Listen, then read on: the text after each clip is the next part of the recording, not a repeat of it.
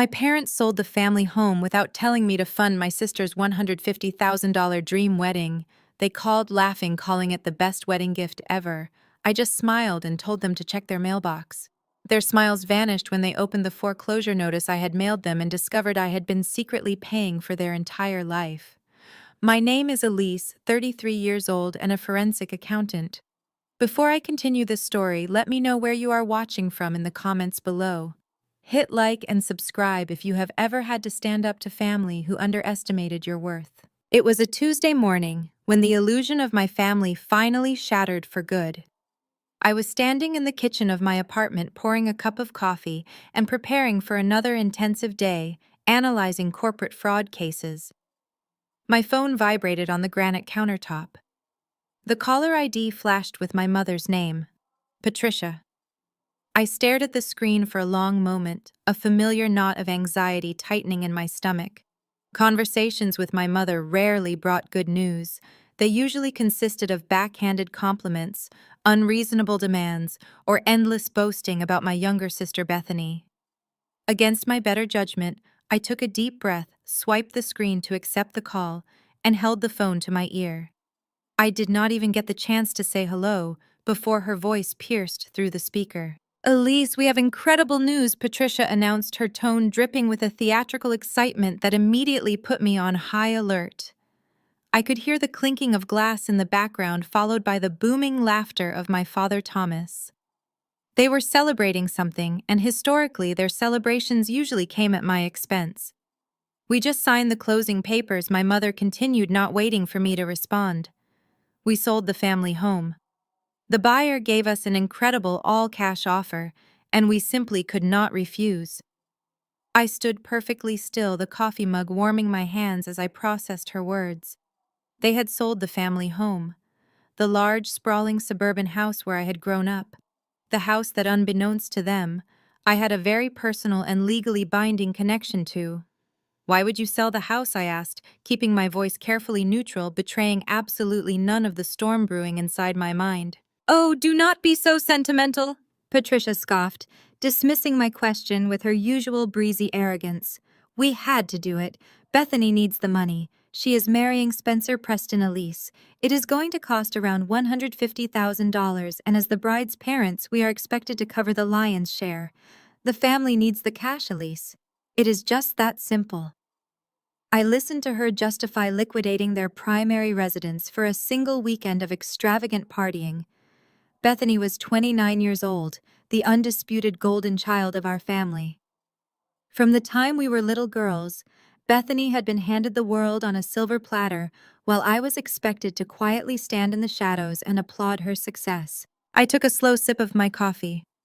"You sold your home to pay for a party," I stated, making sure I heard her correctly. "It is not just a party," my father shouted into the background, his voice booming over the speakerphone. "It is a networking event. It is an investment in your sister's future. Do not be jealous just because you are single and sitting alone in that tiny apartment of yours." Patricia took the phone back. "You are single, you have no real expenses, and you will figure it out. Consider this your wedding gift to your sister. Come to the house by Friday. You need to empty out all your remaining childhood belongings from the basement. The new buyers want early access to begin renovations, and I am not packing up your old junk. Have it cleared out by Friday evening, or I am throwing it in the dumpster." The sheer audacity of her demand hung in the air. Not only had they made a massive financial decision without consulting me, but they were treating me like a nuisance. "I know it might be hard for you to understand," Patricia continued, her voice dripping with toxic condescension. "You have your modest little accounting job, and you drive that 5-year-old Honda. You live a very quiet, simple life. You do not understand the pressures of high society or what it takes to impress a family like the Prestons. Bethany is stepping into a whole new world, and we have to look the part." The irony was so thick I could practically taste it. My modest little accounting job. That was how my family viewed my career as a forensic accountant. They pictured me sitting in a gray cubicle, mindlessly punching numbers into a calculator for $50,000 a year. They had absolutely no idea what I actually did. They did not know that forensic accounting involved untangling massive corporate fraud, tracking hidden assets across international borders, and exposing white-collar criminals. They did not know that my firm was one of the most elite in the country, or that my expertise commanded an exorbitant hourly rate. I let Patricia continue her monologue, absorbing every insult, every subtle dig, every arrogant boast about Bethany's brilliant future. "You really should try to be happy for your sister," Patricia sighed, playing the role of the long-suffering mother. "It would kill you to show a little support. We are liquidating our assets to make sure she has the perfect day. That is what families do, Elise. Families sacrifice for each other. Families step up when it matters." The words echoed in my mind, triggering a tidal wave of memories. I remembered working 3 jobs to put myself through college while they paid Bethany's full tuition at a private university. I remembered them skipping my graduation ceremony because Bethany had a minor breakup and needed emotional support. I remembered the endless times I was told to shrink myself, to ask for less, to demand nothing all, so Bethany could shine brighter. I had spent my entire life being the scapegoat, the reliable workhorse, who was completely taken for granted. "I will have my things out by Friday," I said, my voice completely flat, drained of any emotion. I did not yell. I did not cry. I did not point out the insanity of selling their home for a wedding. "Good," Patricia replied briskly. "Oh, and wear something presentable when you come over. The real estate agent might be there, and we do not want to look like we are employing homeless people to clean our basement." She hung up without saying goodbye. The line went dead, leaving me in the quiet solitude of my kitchen. I set my phone down on the counter. I did not feel sadness. I did not feel the familiar sting of rejection that usually accompanied interactions with my parents. Instead, I felt a strange, cold sense of clarity. I walked out of my kitchen and down the hallway to my home office. I sat down in my ergonomic leather chair, woke up my computer monitors, and opened a secure encrypted web browser. My fingers flew across the keyboard, typing in a complex series of passwords and authentication codes. I logged into the private banking portal for a blind, limited liability company I had established several years ago. The company was named Apex Holdings. It was a completely anonymous entity, legally shielded behind layers of corporate privacy laws. To the outside world, it was just another faceless investment firm managing distressed debt. But to me, it was the ultimate safety net. I clicked on the Portfolio tab and pulled up the active files. There, sitting at the top of the list, was the property deed and the mortgage note for my parents' house. 3 years ago, when my father's business had taken a massive hit, they were exactly 90 days away from bank foreclosure. They had been on the verge of losing everything. I had used my own wealth through Apex Holdings to quietly buy their distressed mortgage note directly from the bank. For 3 years, I had been the one secretly paying their $4,500 monthly mortgage. They arrogantly believed a bank glitch had simply erased their debt. Now they had just signed closing papers to sell a house that my company legally owned. A slow, lethal smile spread across my face as I realized they had just committed blatant mortgage fraud. The trap was perfectly set. They had spent my entire life taking my silent sacrifices for granted, assuming I would always step aside. They thought they could easily throw me away for Bethany's perfect day. I was going to show them the real cost of their actions. The valet at the Oakwood Country Club did not bother to hide his disdain when I pulled my 5-year-old Honda up to the grand entrance. Surrounded by pristine imported luxury cars, my reliable sedan looked entirely out of place. I handed over the keys with a polite smile, ignoring his judgmental stare. I had far bigger issues to focus on tonight. Walking into the main ballroom, I was immediately hit by a wall of sound and the overwhelming scent of expensive floral arrangements. White orchids and cascading roses covered every available surface. Crystal chandeliers cast a warm golden glow over the room, reflecting off the champagne flutes held by the elite guests. This was Bethany's engagement dinner, the official merging of my family with the ultra-wealthy Preston dynasty, and it was entirely funded by the stolen equity of my apartment. I had barely taken 3 steps into the venue before my mother materialized in front of me. Patricia wore a shimmering silver gown that likely cost more than my first car. She looked me up and down, her lips pursing in immediate disapproval. "You actually wore that?" Patricia asked, her voice hushed but sharp enough to cut glass. "It is an engagement dinner. Elise, not a staff meeting at your accounting firm. I told you to buy something presentable. The Preston family is practically royalty in this city, and you are walking around looking like a mid-level bank teller." "It is a classic black dress, Mom," I replied, keeping my tone perfectly even. "I am perfectly comfortable." Patricia sighed dramatically, adjusting her diamond necklace. "Just stay near the back tables, and do not forget what I told you on the phone. The buyers for the house want to do their walkthrough on Saturday morning. You need to have the rest of your childhood junk cleared out of the basement by Friday night. I am not going to let your hoarding ruin this real estate deal. We need that cash finalized for the wedding caterers."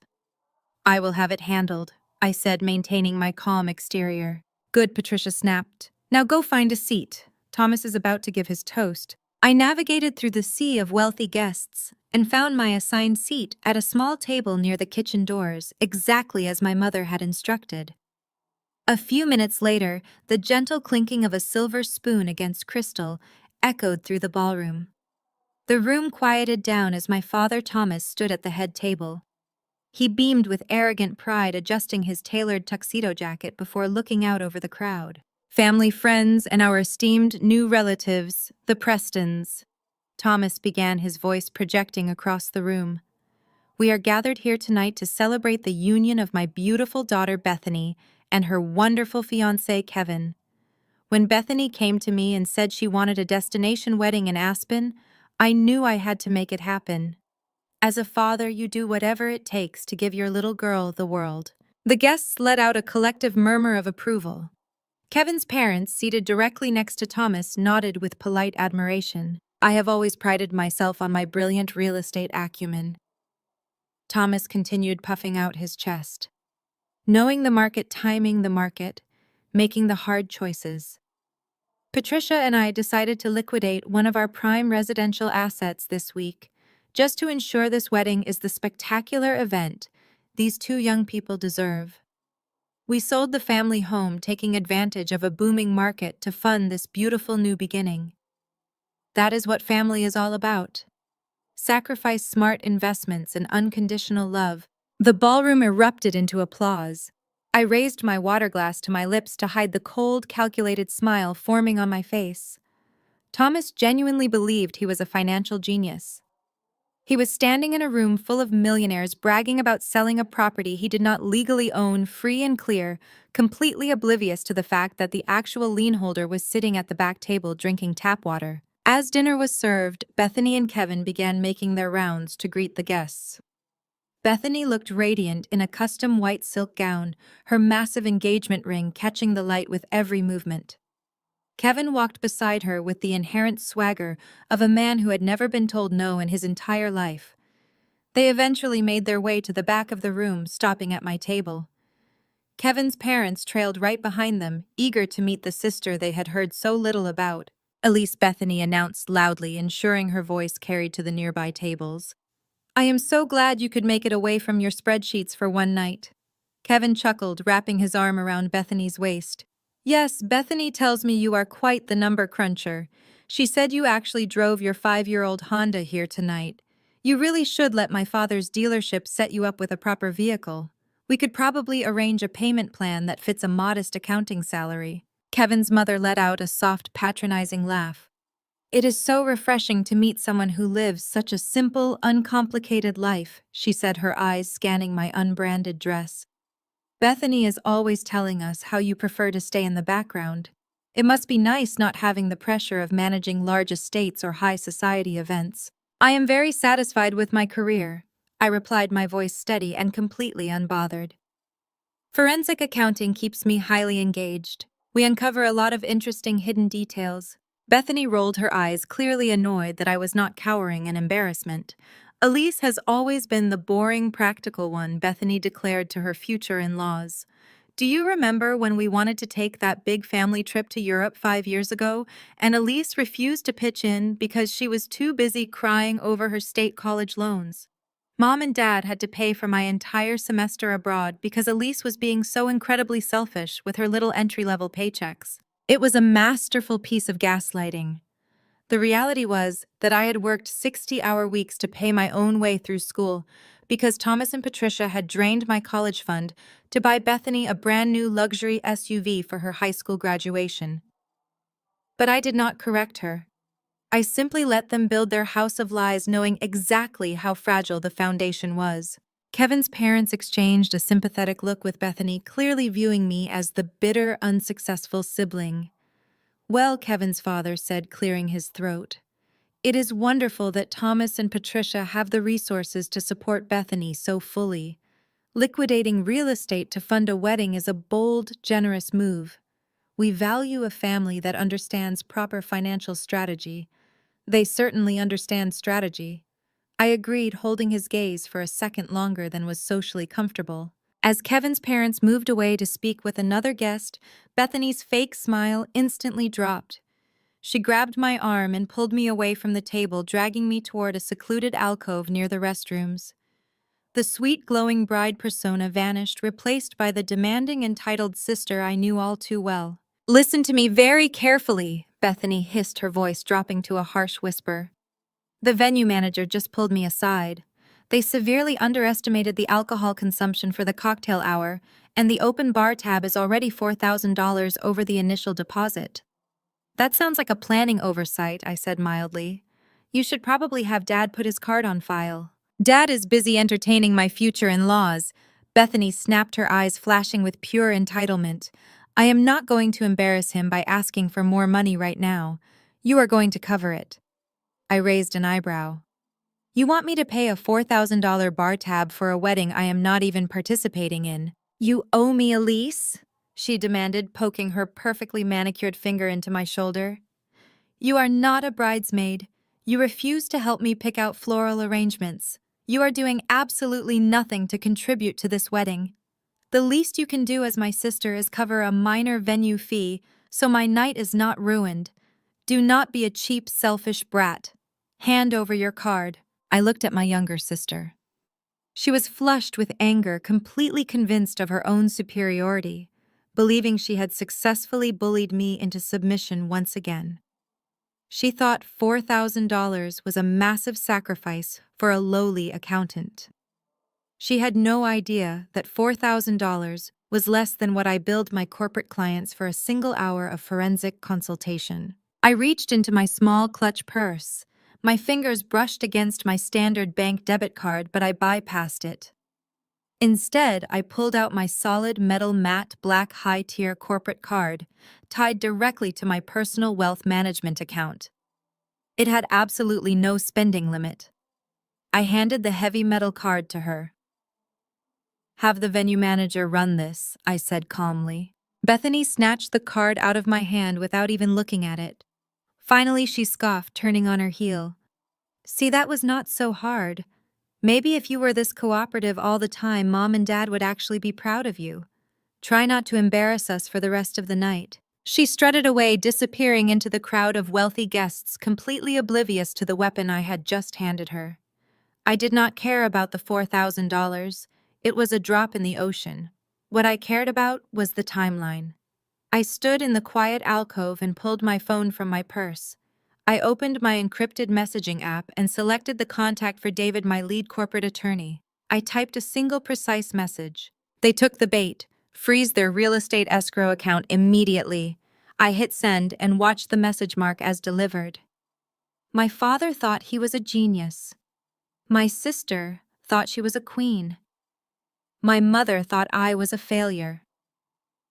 They were all about to learn that you never commit financial fraud against a forensic accountant. The destruction of their perfect facade had officially begun. The morning sun glared off the floor-to-ceiling windows of David's corner office on the 42nd floor. I stood looking out over the downtown skyline, holding a cup of black coffee his assistant had poured for me moments earlier. The thick glass completely muted the chaotic city traffic below, creating a silent sanctuary of polished mahogany and leather. I heard the heavy oak door click shut as David walked in, tossing a thick manila folder onto his sleek desk. He let out a low whistle, shaking his head as he pulled out his chair. "You do not play around, Elise. When you texted me last night from that engagement party, I thought you were just venting frustration. But I pulled the title company records first thing this morning. They actually did it. They signed the seller affidavits and initiated the escrow transfer." I turned away from the window and took a seat across from him. "I told you they would take the bait." Thomas has always been too arrogant to read the fine print. "Has the escrow account been officially frozen?" David opened the folder and slid a printed confirmation across the polished wood surface. "Frozen solid," he confirmed, leaning back and steepling his fingers together. The title company received the lien notification at exactly 8 o'clock sharp. The entire $800,000 transaction is currently locked in a holding pattern. Your parents cannot access a single cent of that cash, and the buyers cannot get the clear deed. It is a complete financial standstill. I looked down at the confirmation paper. Seeing the official seal of the title company brought a wave of profound satisfaction. For my entire life, my family had controlled the narrative. They had painted me as the bitter, unsuccessful sister while Bethany paraded around in the spotlight. They had openly mocked my career and dismissed my intelligence. Now they were trapped in a web of their own making, entirely orchestrated by the daughter they viewed as a total failure. "Let us review the exact timeline," I said, setting my coffee cup down. "I want to make sure every legal base is covered before they realize what is happening. We need to be prepared for Thomas's inevitable explosion." David nodded, pulling up a digital file on his monitor. He looked at the screen, still somewhat in awe of the situation. "It is honestly the most brilliantly executed corporate maneuver I have ever seen in a family dispute. 3 years ago, your father's commercial supply business completely tanked. He was heavily leveraged, drowning in high-interest debt and entirely out of liquid cash. He missed 3 consecutive mortgage payments on the family home. The bank issued a formal 90-day notice of default. They were exactly 2 weeks away from public foreclosure and total eviction. I remembered that time perfectly. Patricia had spent those months crying on the phone to her wealthy friends, pretending they were merely doing a voluntary remodel, desperately trying to hide the fact that they were about to be thrown out onto the street. Thomas had spent his days drinking expensive scotch in his study, blaming the economy, blaming the government, blaming everyone but his own terrible business decisions. Not once did they ask me for help. They assumed I had nothing to offer. And yet, I was the only one who could save them. So I stepped in, I said, keeping my voice devoid of sentimentality. I could not let them become homeless. Despite how they treated me, they were still my parents. I used my personal wealth to create a blind, limited liability company called Apex Holdings. I instructed you to approach their bank anonymously.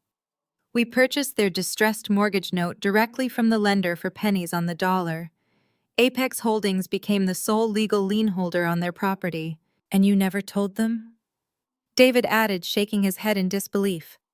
You saved them from absolute ruin, bought their debt, and kept your name completely off the radar. If I had told them, they would have demanded I forgive the debt entirely, I explained. They would have expected me to just hand them a free house. Worse, they would have taken the credit for surviving the crisis. By staying anonymous, I maintained legal control.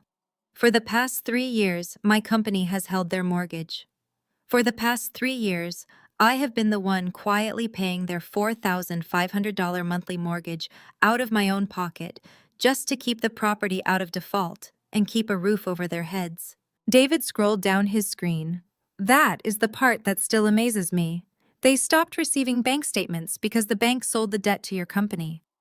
Instead of questioning why their mortgage bills suddenly stopped arriving, they just accepted it. Thomas convinced himself it was a miraculous banking glitch. I said, a dry laugh escaping my lips. He actually bragged about it at a family dinner 2 years ago. He claimed his aggressive legal threats had intimidated the bank into backing down and dropping the loan. He genuinely believed his sheer masculine authority had bullied a national financial institution into erasing his debt. Patricia spent the next month telling her country club friends that Thomas was a financial mastermind. They never once questioned the reality. They just happily lived in a house I was paying for while simultaneously mocking my 5-year-old Honda and my modest apartment. David picked up a sleek metal pen, tapping it rhythmically against his notepad. The delusion is staggering, but their delusion has now crossed the line into severe criminal liability. Let us look at what happened yesterday. Thomas and Patricia decided to sell the house to fund Bethany's $150,000 wedding. They found a buyer. They accepted an all-cash offer of $800,000. I leaned forward, resting my arms on the desk. And during the closing process, they signed a sworn legal affidavit stating that the property was free and clear of any encumbrances. They legally testified under penalty of perjury that there were no outstanding mortgages, liens, or debts attached to the home. They planned to take the entire $800,000 from the buyer and walk away with pure profit. Exactly, David confirmed, his tone turning deadly serious. They attempted to bypass the lien holder, which is Apex Holdings. They tried to sell an asset that they did not own outright. In the eyes of the law, Elise, your parents have just committed deliberate documented mortgage fraud. The word hung in the quiet air of the office. Fraud. It was a word I dealt with every single day in my profession. I hunted down corrupt CEOs, embezzling partners, and tax-evading billionaires. I knew the penalties. I knew the devastating consequences. And now my own parents were sitting squarely in the crosshairs of a federal crime, all because of their arrogant greed. They signed those papers without a second thought, completely blinded by the prospect of a massive cash payout. They assumed no one would ever dig deep enough to uncover the truth. They believed they were smarter than the system, smarter than the bank, and certainly smarter than me. They were going to take the buyer's money, pay for a lavish party for Bethany, and leave the buyer to deal with the hidden lien I stated. They did not care who they destroyed in the process, as long as Bethany got to marry into the Preston family, looking like a wealthy heiress. Well, their plan has hit a brick wall, David said. The escrow officer ran the final title check yesterday afternoon. Our lien flagged the system. The escrow account is locked. The buyers are confused and angry. Your parents are likely going to receive a panicked phone call from their real estate agent within the next few hours. The entire wedding timeline is going to collapse quickly. I thought about Bethany demanding my credit card to pay for her open bar. I thought about Thomas boasting to his future in-laws about his brilliant real estate acumen. The satisfaction was deep and profound. They had pushed me aside my entire life. They had squeezed every drop of emotional energy out of me to fuel Bethany's vanity. Now they were going to face the absolute reality of their actions. David stopped tapping his pen and looked at me with a mixture of professional concern and personal respect. Elise, we need to be very clear about the next steps. Right now the funds are frozen. But if we aggressively pursue the default, the fallout will be catastrophic for them. They have been living rent-free for 3 years while you paid the note. Technically, they are 3 years in default to Apex Holdings. I am fully aware of the accounting, David, I replied smoothly. I know you are, he said. But I need you to understand the human element. Activating this trap will completely bankrupt your parents.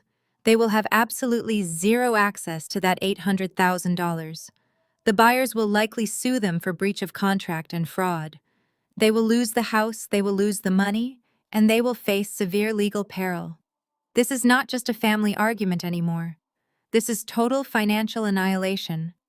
Once I file the formal paperwork, there is no turning back. It will become public record. The Preston family will undoubtedly find out. Bethany's wedding will be ruined. Your parents could potentially face jail time for their deception. David watched my face carefully, waiting for a sign of hesitation. He was doing his job as my legal counsel, ensuring I was prepared for the sheer magnitude of the destruction I was about to unleash. He expected me to pause to weigh the familial bonds against the desire for ultimate justice. But there was no hesitation left inside me. They had burned that bridge yesterday morning when they laughed about tossing my childhood memories into a dumpster. They had burned it last night when they mocked me in front of strangers. I stood up and walked back over to the floor-to-ceiling window. I looked out over the sprawling city skyline, watching the tiny cars move like ants far below. The sun reflected brightly off the neighboring skyscrapers, a stark contrast to the dark reality of my family's situation. I thought about the 3 years I had quietly carried their burdens. I thought about the thousands of dollars I had sacrificed to keep them safe only to be treated like dirt on their shoes. I remembered every single time Bethany had insulted my appearance, my career, and my lifestyle, completely unaware that her luxurious existence was entirely funded by my silent charity. I remembered Patricia, demanding I clear out the basement like a hired maid, eager to erase any trace of me from their perfect lives. I turned back to face David, my resolve entirely hardened. Draft the notice of default. I said, my voice cold and unwavering. I want them served at the bridal shower. The weekend began with a relentless hammering on my front door. It was Saturday morning, barely past 9, and I was sitting at my kitchen island reviewing a complex offshore tax evasion file. I lived in a modest walk-up apartment on the outskirts of the city. It was a perfectly respectable 2-bedroom unit, clean and unassuming. To my family, it was the ultimate proof of my mediocrity. They believed my salary as a mere number cruncher confined me to this ordinary space. They had no idea that I maintained this lease purely as a decoy. They did not know about the sprawling multi-million-dollar penthouse I owned in the financial district, or the portfolio of luxury properties managed by my holding companies. Keeping this simple apartment was a strategic choice. It allowed me to maintain the quiet, boring persona they had assigned me decades ago. The pounding on the door grew louder, echoing through the quiet hallway. I calmly saved my digital files, closed my laptop, and walked toward the entrance. I did not need to check the peephole. Only one person demanded entry with that level of aggressive impatience. I unlocked the deadbolt and pulled the door open. Bethany pushed her way inside before the door was even halfway ajar. She was breathing heavily, her face flushed with irritation, carrying an enormous, heavy cardboard box. She did not say hello. She did not wait to be invited inside. She simply marched straight into my dining area and dropped the massive box onto my solid oak table with a loud, heavy thud. "You seriously need to move," Bethany complained, brushing invisible dust off her pristine designer tracksuit. "These stairs are a complete nightmare. I cannot believe you actually live like this, Elise. It is depressing. I practically broke my back carrying this box all the way up to the 3rd floor. You could have at least offered to come down and help me." "You did not tell me you were coming," I pointed out, leaning against the doorframe and watching her manic energy fill my quiet space. "What is in the box, Bethany?" She huffed, crossing her arms over her chest. "It is my wedding invitations, 300 of them to be exact. They are custom-made heavy cardstock with gold foil embossing and raw silk ribbons. They cost an absolute fortune. Spencer and I had to order them from a boutique printer in New York because nobody local could get the exact shade of ivory I wanted." "That sounds very extravagant," I said mildly. "What are they doing on my dining table?" Bethany rolled her eyes as if I were incredibly stupid. "I need you to address them. By hand. Today." The calligrapher I hired tried to tell me she needed an extra $2,000 as a rush fee because the wedding date is approaching so quickly.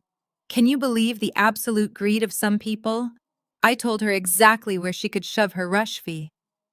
But now the invitations have to go out in the mail by Monday morning, and Spencer's busy playing golf with his father. "So you are going to do it. You have nice handwriting. You can spend the weekend filling out the envelopes." I stared at her, genuinely marveling at her audacity. She had barged into my home uninvited, interrupted my weekend, and demanded I perform hours of tedious manual labor simply because she had thrown a tantrum at a vendor. She did not ask. She did not offer to pay me. She just expected me to drop my entire life to serve her needs. It was the exact same dynamic we had operated under since childhood. "I am not addressing your wedding invitations, Bethany," I said, keeping my voice perfectly calm and devoid of emotion. "I have plans this weekend. You will have to figure out another solution." Bethany froze. Her jaw dropped slightly as if her brain could not process the concept of me refusing her. "What do you mean you have plans?" she demanded, her voice rising in pitch. "You are an accountant, Elise. You do not have plans. You sit at home and read boring books and go to bed by 9. I am getting married to a Preston. This is the most important event in the history of our family. You should be honored that I am even letting you help." "I am not doing it," I repeated simply. I stepped away from the door and walked toward the kitchen. "You can take the box with you on your way out."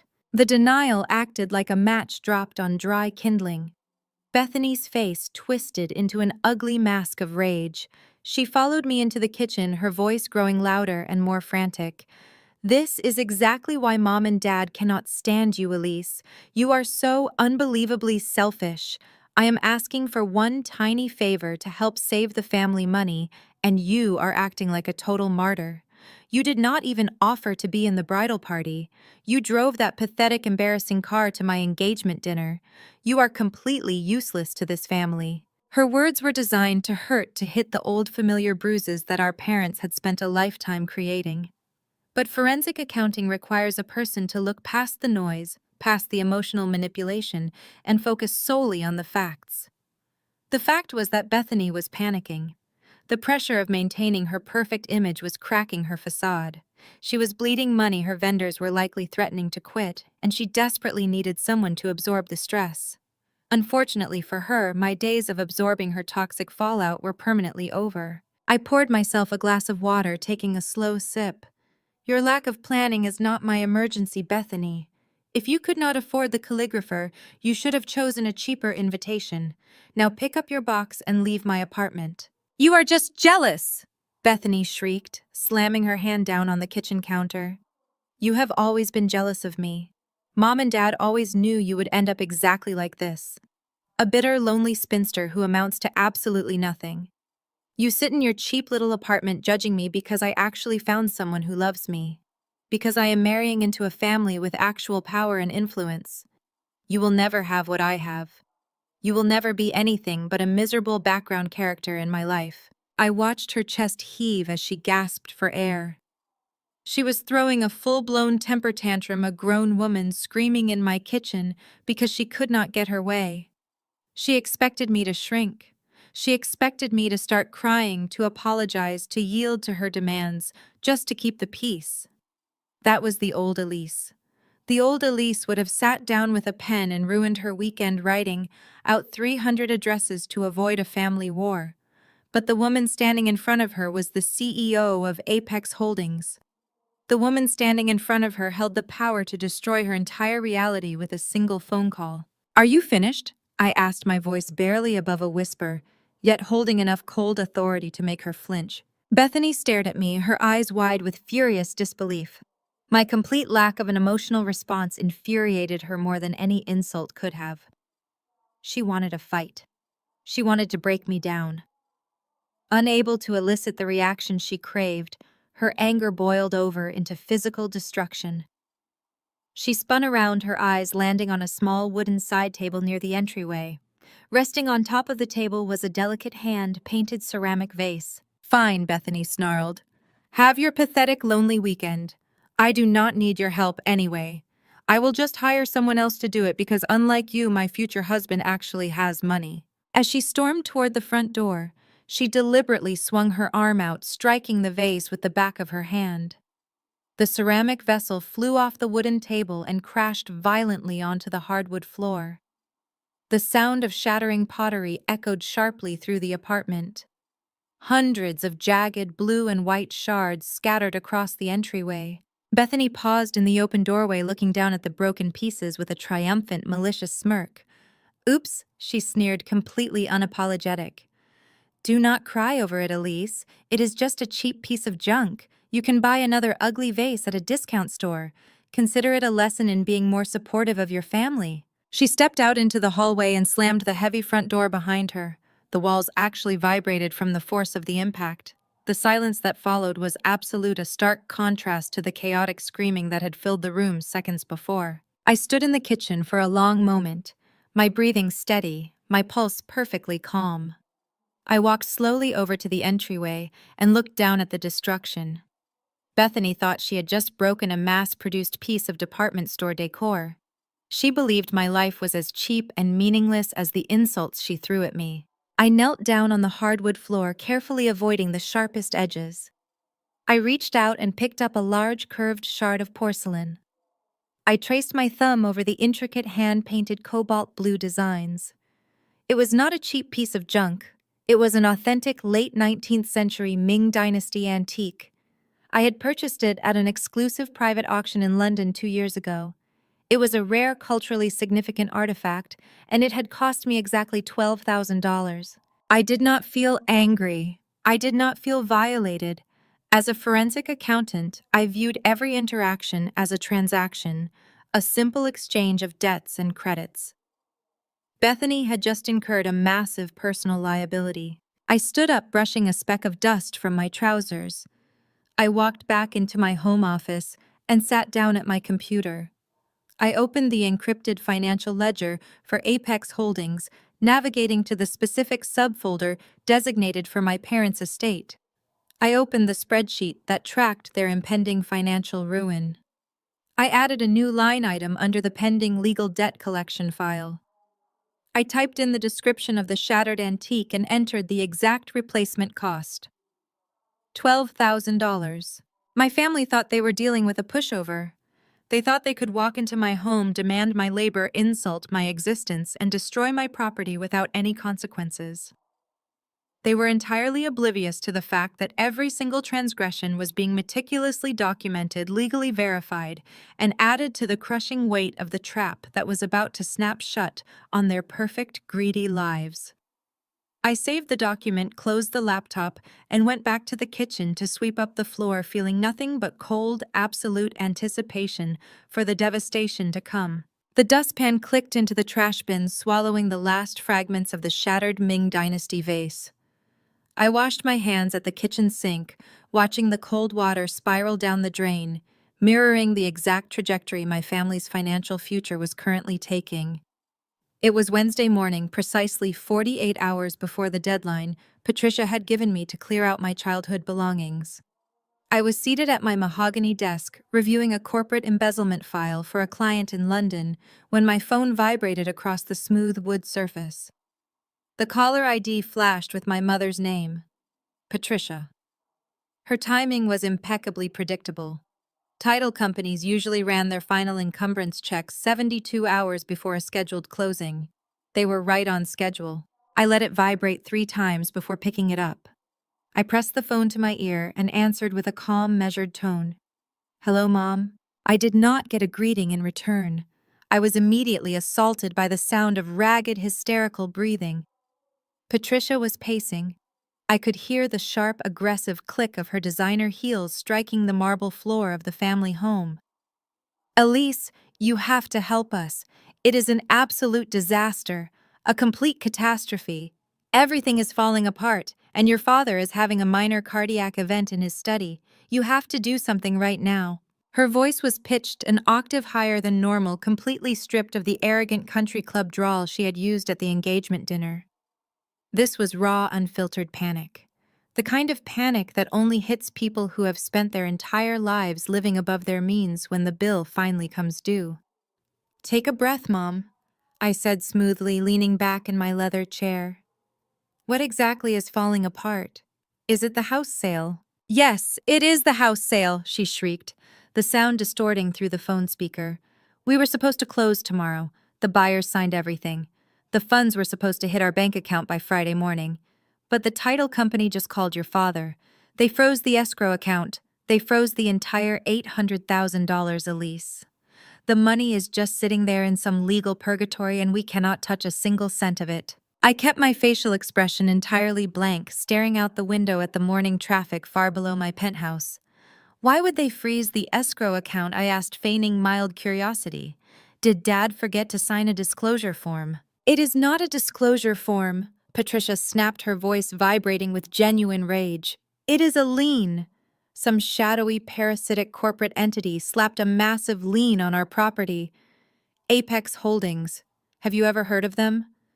Because your father is screaming at his lawyer right now, and nobody seems to know who these people are, or how they got their hands on our deed. They are claiming we owe them hundreds of thousands of dollars from 3 years ago. They are claiming they bought our original mortgage note from the bank when your father had that tiny little cash flow issue. Her ability to minimize reality was truly breathtaking. A tiny little cash flow issue. That was how she described 90 days of delinquency, a formal notice of default, and the absolute brink of public foreclosure and homelessness. They had been drowning, and I had quietly thrown them a life preserver made of solid gold. Now she was cursing the very lifesaver that had kept her afloat. That sounds like a very serious legal matter, I replied, my voice maintaining the clinical detachment of a professional auditor. If this Apex Holdings owns the mortgage note, the title company cannot legally transfer the deed to the new buyers until the debt is fully satisfied. The lien holder has to be paid first.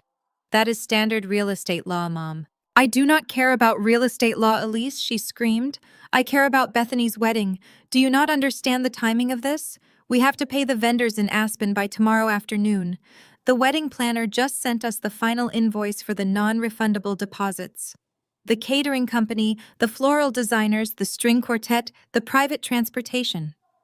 They need $150,000 wired into their accounts by 3 o'clock tomorrow, or they are walking away. They will cancel the entire event. I listened to her hyperventilate, calculating the sheer weight of her entitlement. She was not worried about committing mortgage fraud. She was not worried about the legal ramifications of selling a house she did not own. She was entirely consumed by the fear of social humiliation. If those checks bounced, the Preston family would find out that Thomas and Patricia were completely broke. The illusion of their wealth would shatter in front of the exact people they were trying to impress. That is an unfortunate situation, I said evenly. But what exactly do you expect me to do about it? I am just a modest number cruncher, remember? I drive a 5-year-old Honda. How can I possibly help you navigate a frozen escrow account and a $150,000 catering bill? Do not play dumb with me right now, Elise. Patricia snarled, the panic morphing into vicious, demanding anger. I know you have money squirreled away. You have always been a miser. You sit in that depressing little apartment and you never spend a dime on anything nice. You have been working at that accounting firm for a decade. You must have a retirement fund, a 401k, a savings account. You need to cash it out today. I blinked, genuinely stunned by the speed at which she pivoted to demanding my life savings. You want me to liquidate my retirement accounts? Yes, she demanded, her tone implying it was the most obvious solution in the world. We need a bridge loan, just a temporary influx of cash to satisfy the wedding vendors, until your father's lawyers can squash this ridiculous lien and free up the escrow money. You can wire us the $150,000 today. We will pay you back as soon as the house sale clears. The sheer financial illiteracy of her demand was staggering. Let me get this straight, I said, my voice dropping a degree. You want me to liquidate my entire retirement portfolio? You want me to incur massive early withdrawal penalties, pay exorbitant capital gains taxes, and completely drain my financial safety net, all to pay for Bethany's open bar and floral arrangements? It is not just an open bar, Elise. It is your sister's future, Patricia shouted. She is marrying a Preston. Do you know what this alliance means for our family? Do you know the doors this will open for us? You are 33 years old, you are single, you have no children and no prospects. You do not need a massive retirement fund sitting around doing nothing while your family is in a state of absolute crisis. A good daughter would sacrifice everything for her sister's happiness. A good daughter would step up and do her duty to this family without asking questions. The gaslighting was thick and suffocating. It was the exact same script they had used my entire life. My needs, my security, and my future were entirely expendable commodities, meant to be harvested and burned to keep Bethany warm. They viewed my independence as a direct threat to their control, and they viewed my money as an extension of their own wallet. Mom, I said, slicing through her hysterical guilt trip with surgical precision, even if I wanted to help you, which I do not, early withdrawals from retirement accounts take days to process. The funds would not clear by tomorrow afternoon. But more importantly, I am not giving you a single cent. I am not financing Bethany's wedding, and I am not bailing Dad out of a frozen escrow account. The line went dead silent for exactly 3 seconds. When Patricia finally spoke, her voice was no longer panicked. It was cold, venomous, and laced with absolute hatred. "You selfish, ungrateful little brat," she hissed. "We gave you everything. We raised you. We put a roof over your head. And this is how you repay us, by turning your back on your own flesh and blood when we need you the most. Bethany was right about you. You are a bitter, jealous spinster who cannot stand to see anyone else happy." I let her vent, letting the toxic words wash over me without leaving a single mark. I had built a fortress around my emotions years ago, and her insults simply bounced off the reinforced steel. "I am not going to ask you again, Elise," Patricia threatened, her voice dropping into a menacing growl. "You will wire that money to your father's account by noon tomorrow. If you refuse to help this family, then you are no longer part of it. I will formally disown you. I will ban you from the wedding. I will ban you from the holidays. And I will make sure every single person in this city knows exactly what a treacherous, selfish daughter you are. You will be completely cut off.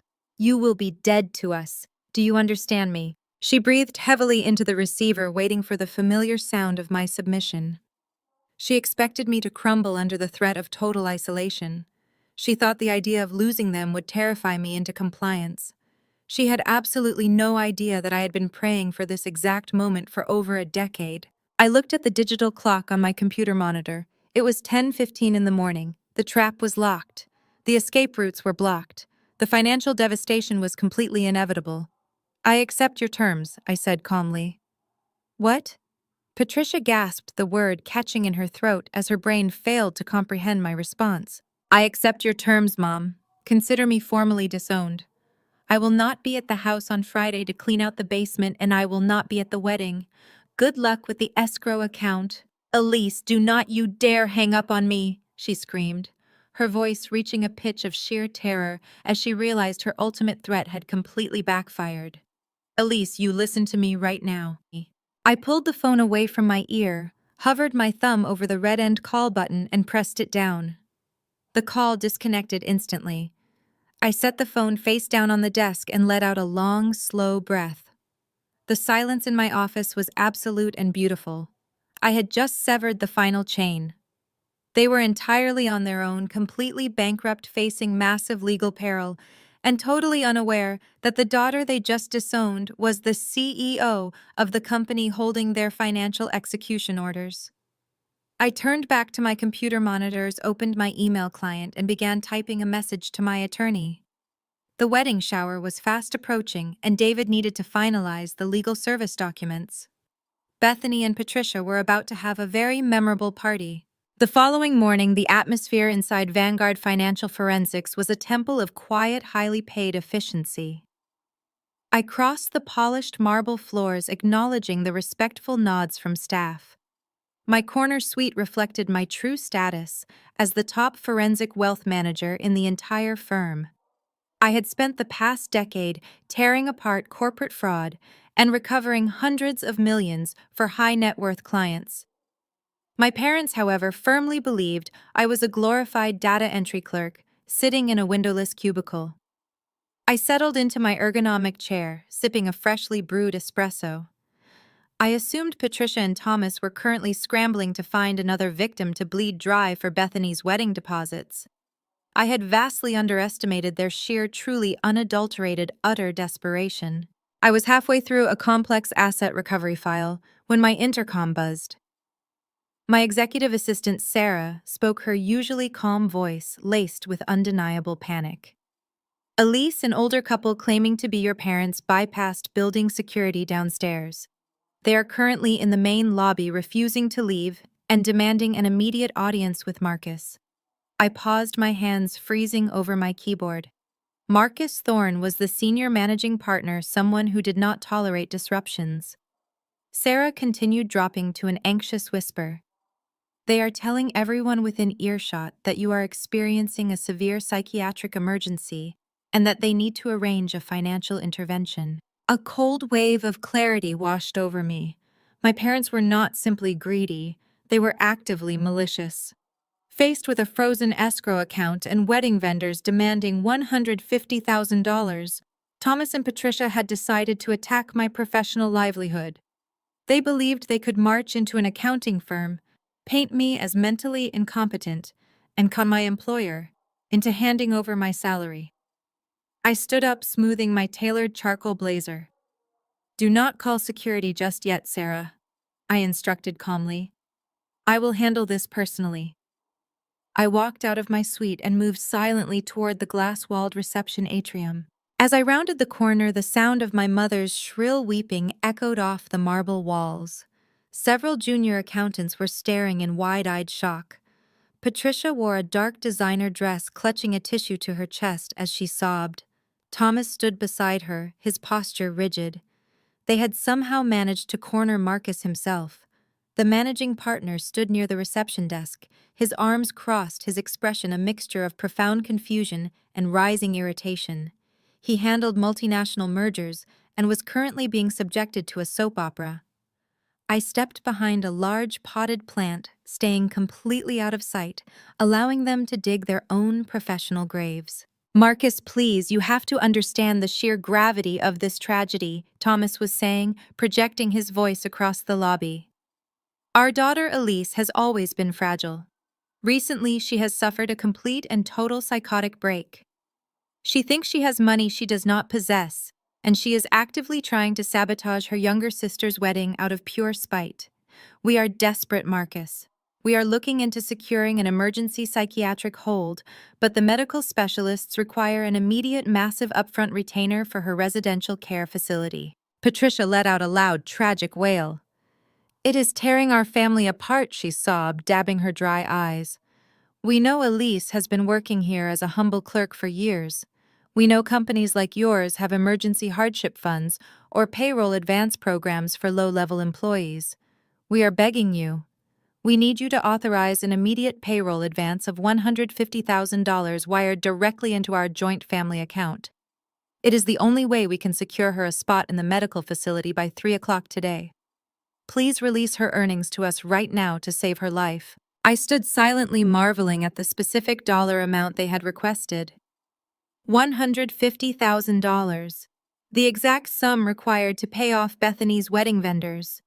They were attempting to extort my employer by framing a luxury wedding deposit as a psychiatric medical bill. They thought my boss would write a check to two strangers based on a fabricated story. Marcus stared at them. For a long moment, the senior managing partner simply looked at my parents as if they had sprouted second heads. Marcus slowly uncrossed his arms. "Let me ensure I am fully comprehending this extraordinary request," Marcus said, his voice dropping into a terrifyingly calm tone.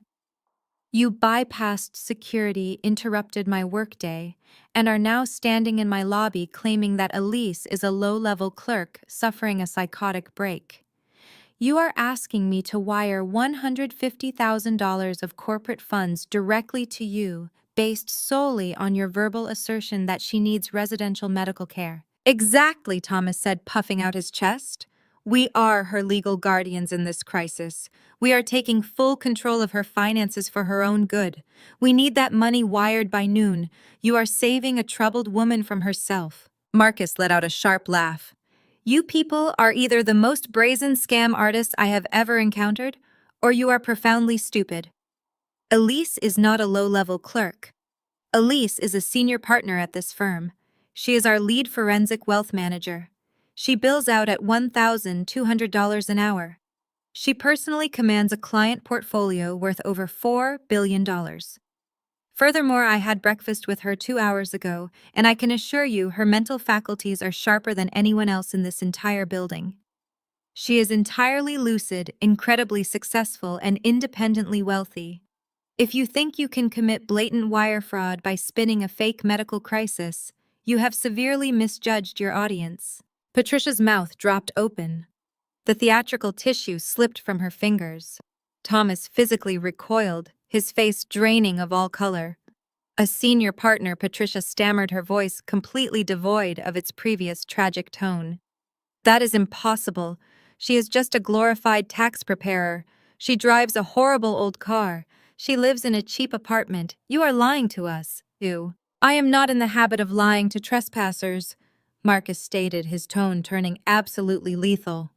I do not know what kind of twisted dynamic you are running, but attempting to defame a senior partner and extort corporate funds is a federal offense.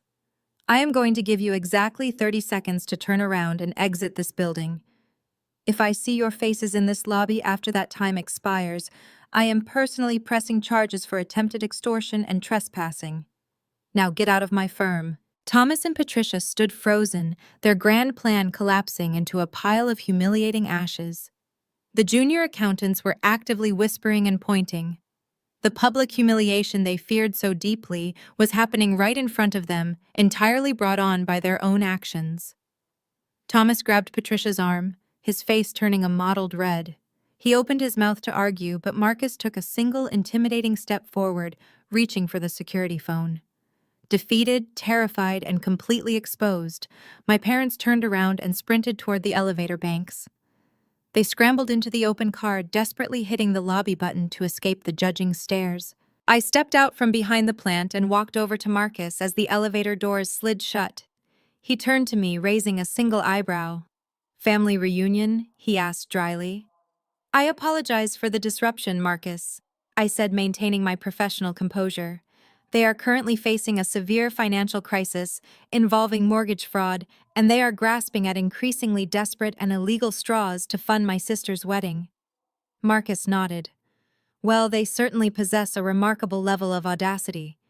Do you need me to involve our legal department to secure a restraining order against them?" "That will not be necessary," I replied smoothly. "I am handling their financial dismantling personally. The situation will be fully resolved shortly." I walked back to my corner suite, closing the heavy oak door behind me. I sat down at my desk, my heart completely devoid of any remaining familial obligation. They had not just wanted my money, they had actively tried to destroy my professional reputation. They wanted to have me declared mentally unfit just to steal from me. It was a line so dark and malicious that it completely eradicated any lingering hesitation I might have harbored. I picked up my phone and dialed David's direct personal line. He answered on the first ring. "Elise, I am finalizing the default notices now. What is the status?"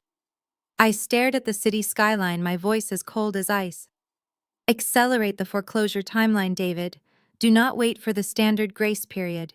Execute the maximum penalty clauses immediately. I want them ruined before the weekend is over." They made their choice today, and now they will pay the ultimate price. It had been exactly 4 days since Marcus humiliated my parents in the main lobby of Vanguard Financial Forensics. I anticipated absolute silence from them. I anticipated a frantic scramble as David accelerated the foreclosure timeline, squeezing their fabricated reality until it cracked. Instead, I received a beautifully embossed digital invitation in my personal inbox. A peacemaking family dinner, Patricia called it. "We want to put this unfortunate misunderstanding behind us," she wrote, as if trying to orchestrate my involuntary psychiatric hold. And extort my employer was just a minor scheduling conflict.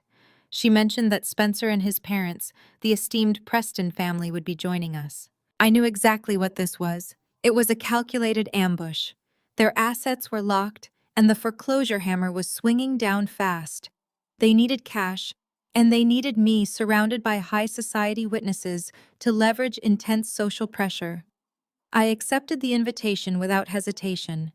I wore a tailored black designer dress, slipped a silver lighter into my evening clutch, and drove to the exclusive downtown steakhouse they had selected. I was the last to arrive at the private dining room. The mahogany table was impeccably set for 8. Thomas and Patricia sat at the head and foot, projecting an aura of relaxed, wealthy benevolence. Bethany sat next to Spencer, her massive diamond engagement ring catching the dim, ambient light. Spencer and his parents, Richard and Eleanor Preston, occupied the seats opposite me. They reeked of old money, from Richard and his bespoke tweed jacket, to Eleanor and her understated pearl necklace. "Ah, Elise," Thomas boomed, standing up, with a wide, entirely fabricated smile. "So glad you could make it away from your little spreadsheets." He gestured to the empty chair between Eleanor and Bethany. "Come sit down. We were just telling Richard and Eleanor about your relentless dedication to your accounting job." I took my assigned seat, greeting the Prestons with a polite nod.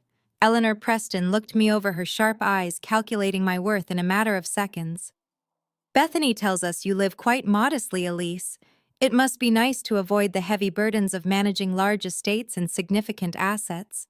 I smiled smoothly, unfolding my linen napkin. I manage exactly what I need, to Eleanor. It keeps life very precise and uncomplicated. Patricia let out a high-pitched, nervous laugh, aggressively signaling the waiter to pour more expensive wine into everyone and their glasses. "We are just so proud of our girls," Patricia announced, raising her crystal glass for a toast. Bethany with her gorgeous upcoming wedding, and Elise, who is always so willing to help her family behind the scenes. The dinner progressed through agonizing courses of forced pleasantries and transparent bragging. Thomas boasted about fictional golf handicaps and inflated business deals. Bethany complained incessantly about the sheer difficulty of finding imported orchids for the reception. The Prestons nodded along politely, but occasionally exchanged subtle, guarded glances. They were seasoned members of the elite class. They could smell desperation, and my parents were practically sweating it into their expensive steak dinners. I ate my meal in complete silence, observing the desperate performance waiting for the trap to spring. It happened right as the waiter cleared our main plates and set down the dessert menus. Patricia reached into her oversized designer handbag and pulled out a thick, legal-sized envelope. She placed it on the polished wood table with a soft thud, sliding it directly next to my water glass. "Elise, darling." Patricia began, her voice dripping with artificial sweetness. "We did not want to talk business tonight, but since we are all here as family, we thought it would be the perfect time to finalize a tiny little detail for the wedding." She looked across the table at the Prestons, offering them a gracious smile. "Elise has been so incredibly generous. She knows how stressful the venue logistics have been, and she offered to co-sign a small venue fee just to act as a secondary guarantor. It is purely a legal formality." Bethany chimed in, her voice bright and overly eager. "You are the best sister, Elise. Spencer and I really appreciate you doing this tiny favor for us so we can finalize the caterers tomorrow morning. Just sign the bottom line and we can finally order dessert." Spencer smiled at me, completely oblivious to the financial warfare happening around him. "It is great having an accountant in the family to handle these boring vendor contracts," he chuckled. I looked down at the thick document resting beside my plate. A small venue fee, a simple co-signing arrangement. The lies were so practiced, so fluid, that a weaker person would have picked up the silver pen sitting next to the envelope and signed simply to avoid causing a scene in front of the ultra-wealthy in-laws. That was their entire strategy. They believed my desire for familial acceptance would override my professional instincts. They thought I would blindly sign away my financial security just to keep the peace at a fancy dinner. I picked up the document. It was not a single-page venue contract. It was a dense, multi-page financial agreement. I did not look at the signature line. Instead, I flipped directly to the second page, scanning the fine print with the trained eye of a senior forensic auditor. It took me less than 30 seconds to unravel their entire criminal scheme. It was not a venue contract. It was a high commercial loan application for $200,000. But the true horror lay in the guarantor section. Thomas had not just listed my name. He had explicitly used my personal social security number extracted from an old tax return I asked him to file a decade ago. He had listed my primary residence and my personal banking details. He had drafted a legally binding document securing this massive loan against my personal assets. My father was attempting aggravated identity theft and financial fraud. He leveraged my unblemished personal credit to secure a massive loan he could never repay.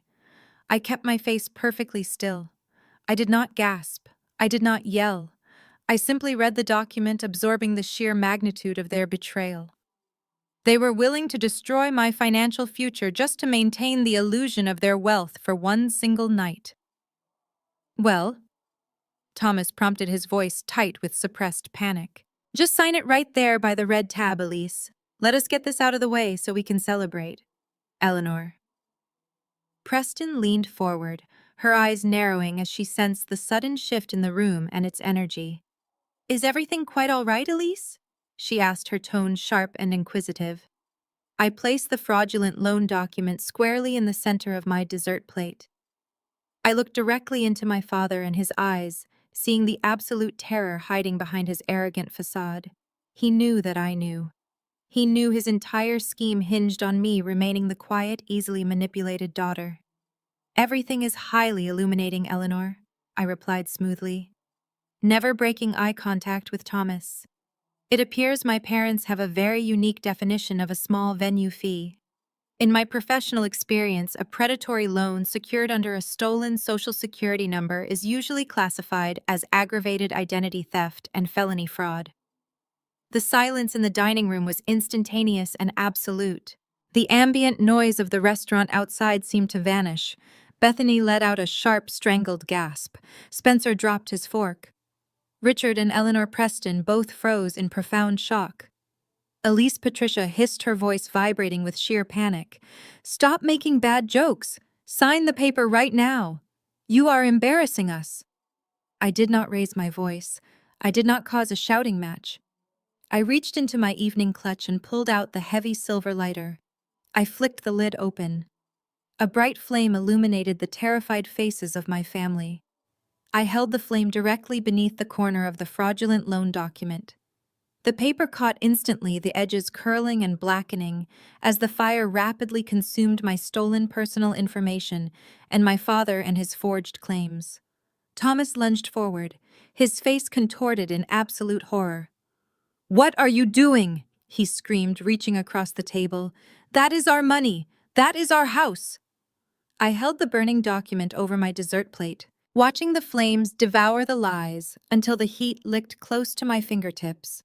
Then, with deliberate calm, I dropped the blazing remains directly into my crystal water glass. The fire extinguished with a loud, aggressive hiss. A plume of gray smoke rose toward the chandelier. I looked at the charred, ruined paper floating in the water. I looked at the Prestons staring at my parents with horror and disgust. Then I looked at Patricia and Thomas. "Consider the venue fee declined," I said. The sharp hiss of the flame hung in the dead silence of the private dining room. Acrid smoke drifted toward the crystal chandelier carrying the scent of burned paper and scorched fraud. For a fraction of a second, nobody moved. The sheer audacity of what had just transpired seemed to paralyze the entire table. Richard Preston was the first to break the stillness. He slowly lowered his linen napkin to the table, his expression morphing from polite confusion to profound, unadulterated revulsion. He looked at Thomas, then at the charred remains floating in my water glass, and finally at Spencer. Eleanor Preston sat perfectly rigid, her posture resembling a marble statue, though her eyes darted frantically toward the exit as if calculating the swiftest escape route from this absolute social catastrophe. They were seasoned members of the elite class, and they recognized a sinking ship when they saw one. Thomas, however, possessed the kind of arrogance that blinded him to reality. His face transformed from a mask of sheer terror back into a grotesque caricature of paternal authority. He scrambled to seize control of a narrative that had already burned to ash.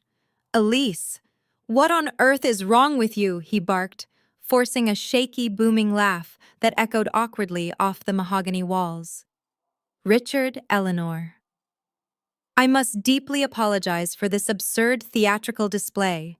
My daughter has a very stressful job doing data entry, and she frequently completely misinterprets standard legal paperwork.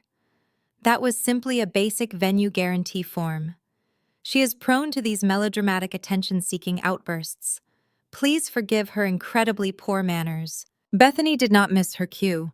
Recognizing that her perfect wedding and her prestigious alliance with the Preston family were currently dangling by a severely burned thread, she launched into a full tactical meltdown.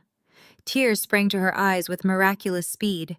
She slapped her hands over her face, letting out a loud, shuddering sob that instantly drew Spencer and his attention.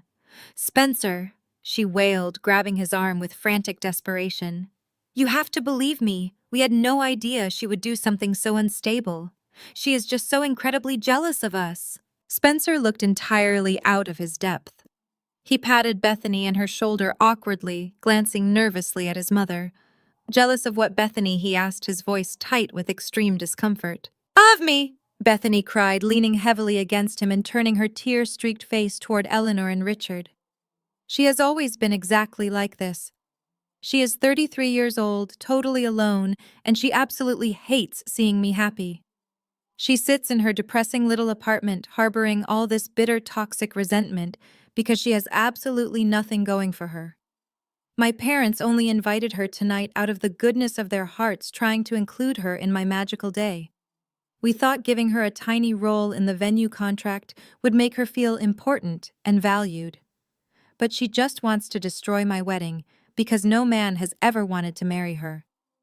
She is a bitter, vindictive spinster, and she orchestrated this entire crazy stunt just to humiliate me in front of your wonderful family.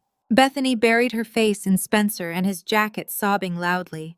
It was a masterful, sickening performance. She was actively trying to convince a table of highly intelligent people that I had committed arson in a five-star restaurant simply because I lacked a diamond engagement ring and a society wedding. Patricia immediately reinforced the defensive line. She reached across the table, offering Eleanor an apologetic, deeply sorrowful look. "It is a terrible tragedy, Eleanor." Patricia sighed, dabbing her dry eyes with a napkin. "We have tried everything in our power to help her. Therapy, counseling, psychiatric interventions. We even went to her office just the other day to beg her employer to get her residential medical help because her delusions are worsening. She has completely lost her grip on reality. She imagines these wild, paranoid scenarios where we are somehow trying to steal from her. We only asked for her signature because the wedding planner suggested having a family member witness the deposit to make her feel included. She hallucinated the rest of it. She is deeply, deeply sick and needs serious professional intervention." I sat perfectly still, my hands folded neatly in my lap, watching them spin their desperate web of gaslighting. Their ability to fabricate an alternate reality was truly a marvel of psychological endurance. They were sitting 3 feet away from the charred evidence of felony identity theft, yet they were passionately committing to the narrative that I was simply a hysterical, jealous old maid suffering a psychotic break. Eleanor Preston did not look convinced in the slightest.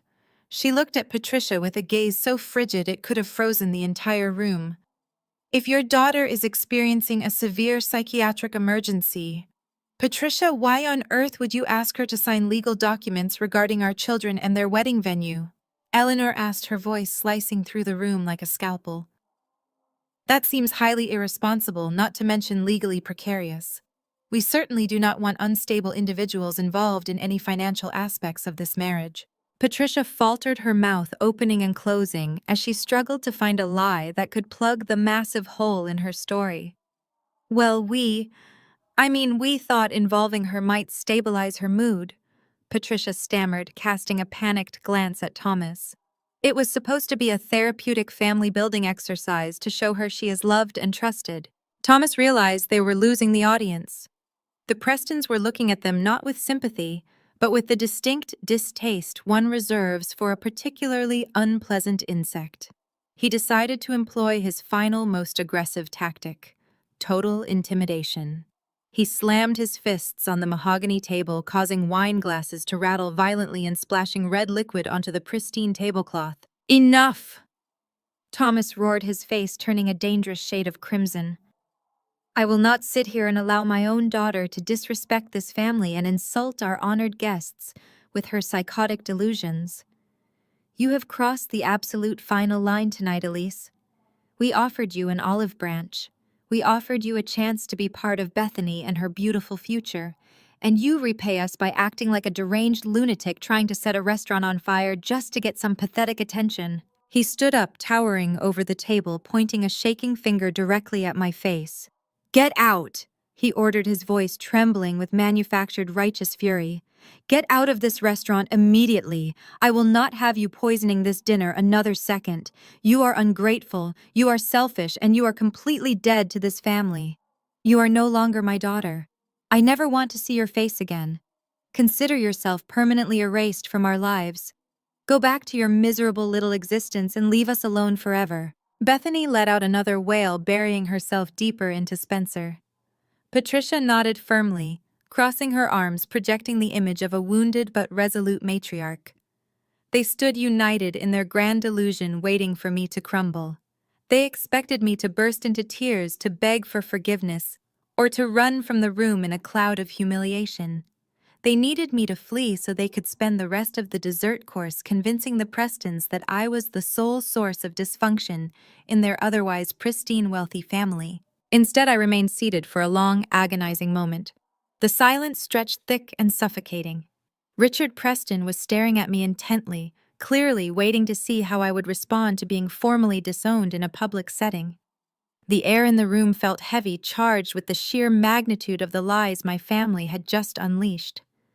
I picked up my linen napkin, dabbed the corners of my mouth with slow, deliberate precision, and placed the cloth neatly beside my dessert plate. I reached for my clutch, snapping the silver clasp shut. The sharp click echoed in the quiet room. I stood up, smoothing the skirt of my tailored black dress. I did not look at Bethany, who had suddenly stopped sobbing to watch me. I did not look at Patricia, whose smug expression was beginning to waver into genuine uncertainty. I kept my gaze locked entirely on Thomas. His chest was heaving. He thought he had completely won this psychological war. He thought he had banished the problem and saved his narrative. He had no idea that the trap he just walked into had snapped shut around his neck, and I was holding the key. I offered him a calm, incredibly polite smile that shattered his remaining false confidence. Before you plan on spending that house money, you should probably do a thorough background check on the CEO of Apex Holdings. Good luck with the fraud charges, Dad. The sharp hiss of the flame extinguishing in the ice water hung heavily in the dead silence of the private dining room. Acrid smoke drifted upward toward the crystal chandelier, carrying the distinct scent of burned paper and scorched fraud. For a fraction of a second, nobody moved. The sheer audacity of what had just transpired seemed to completely paralyze the entire table. Richard Preston was the first person to break the profound stillness. He slowly lowered his linen napkin to the polished wood table, his expression morphing rapidly from polite confusion to profound, unadulterated revulsion. He looked at Thomas, then at the charred remains floating in my water glass, and finally at his son Spencer.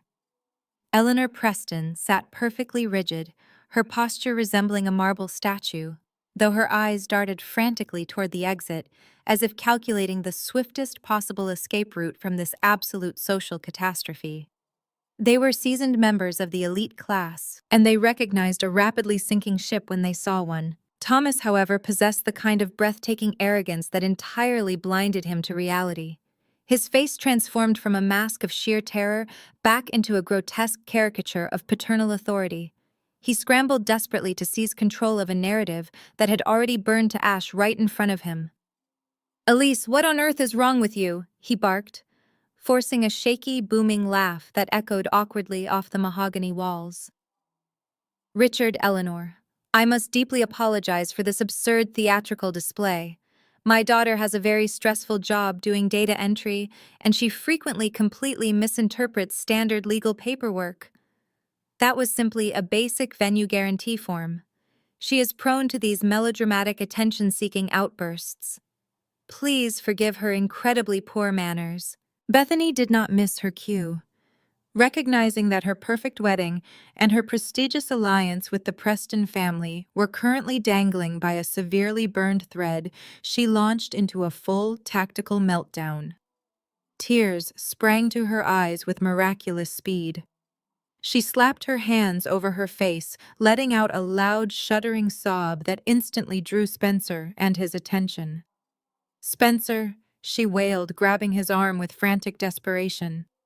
"You have to believe me. We had no idea she would do something so unstable. She is just so incredibly jealous of us." Spencer looked entirely out of his depth. He patted Bethany on her shoulder awkwardly, glancing nervously at his mother. Jealous of what, Bethany? He asked, his voice tight with extreme discomfort. "Of me," Bethany cried, leaning heavily against him and turning her tear-streaked face toward Eleanor and Richard. "She has always been exactly like this. She is 33 years old, totally alone, and she absolutely hates seeing me happy.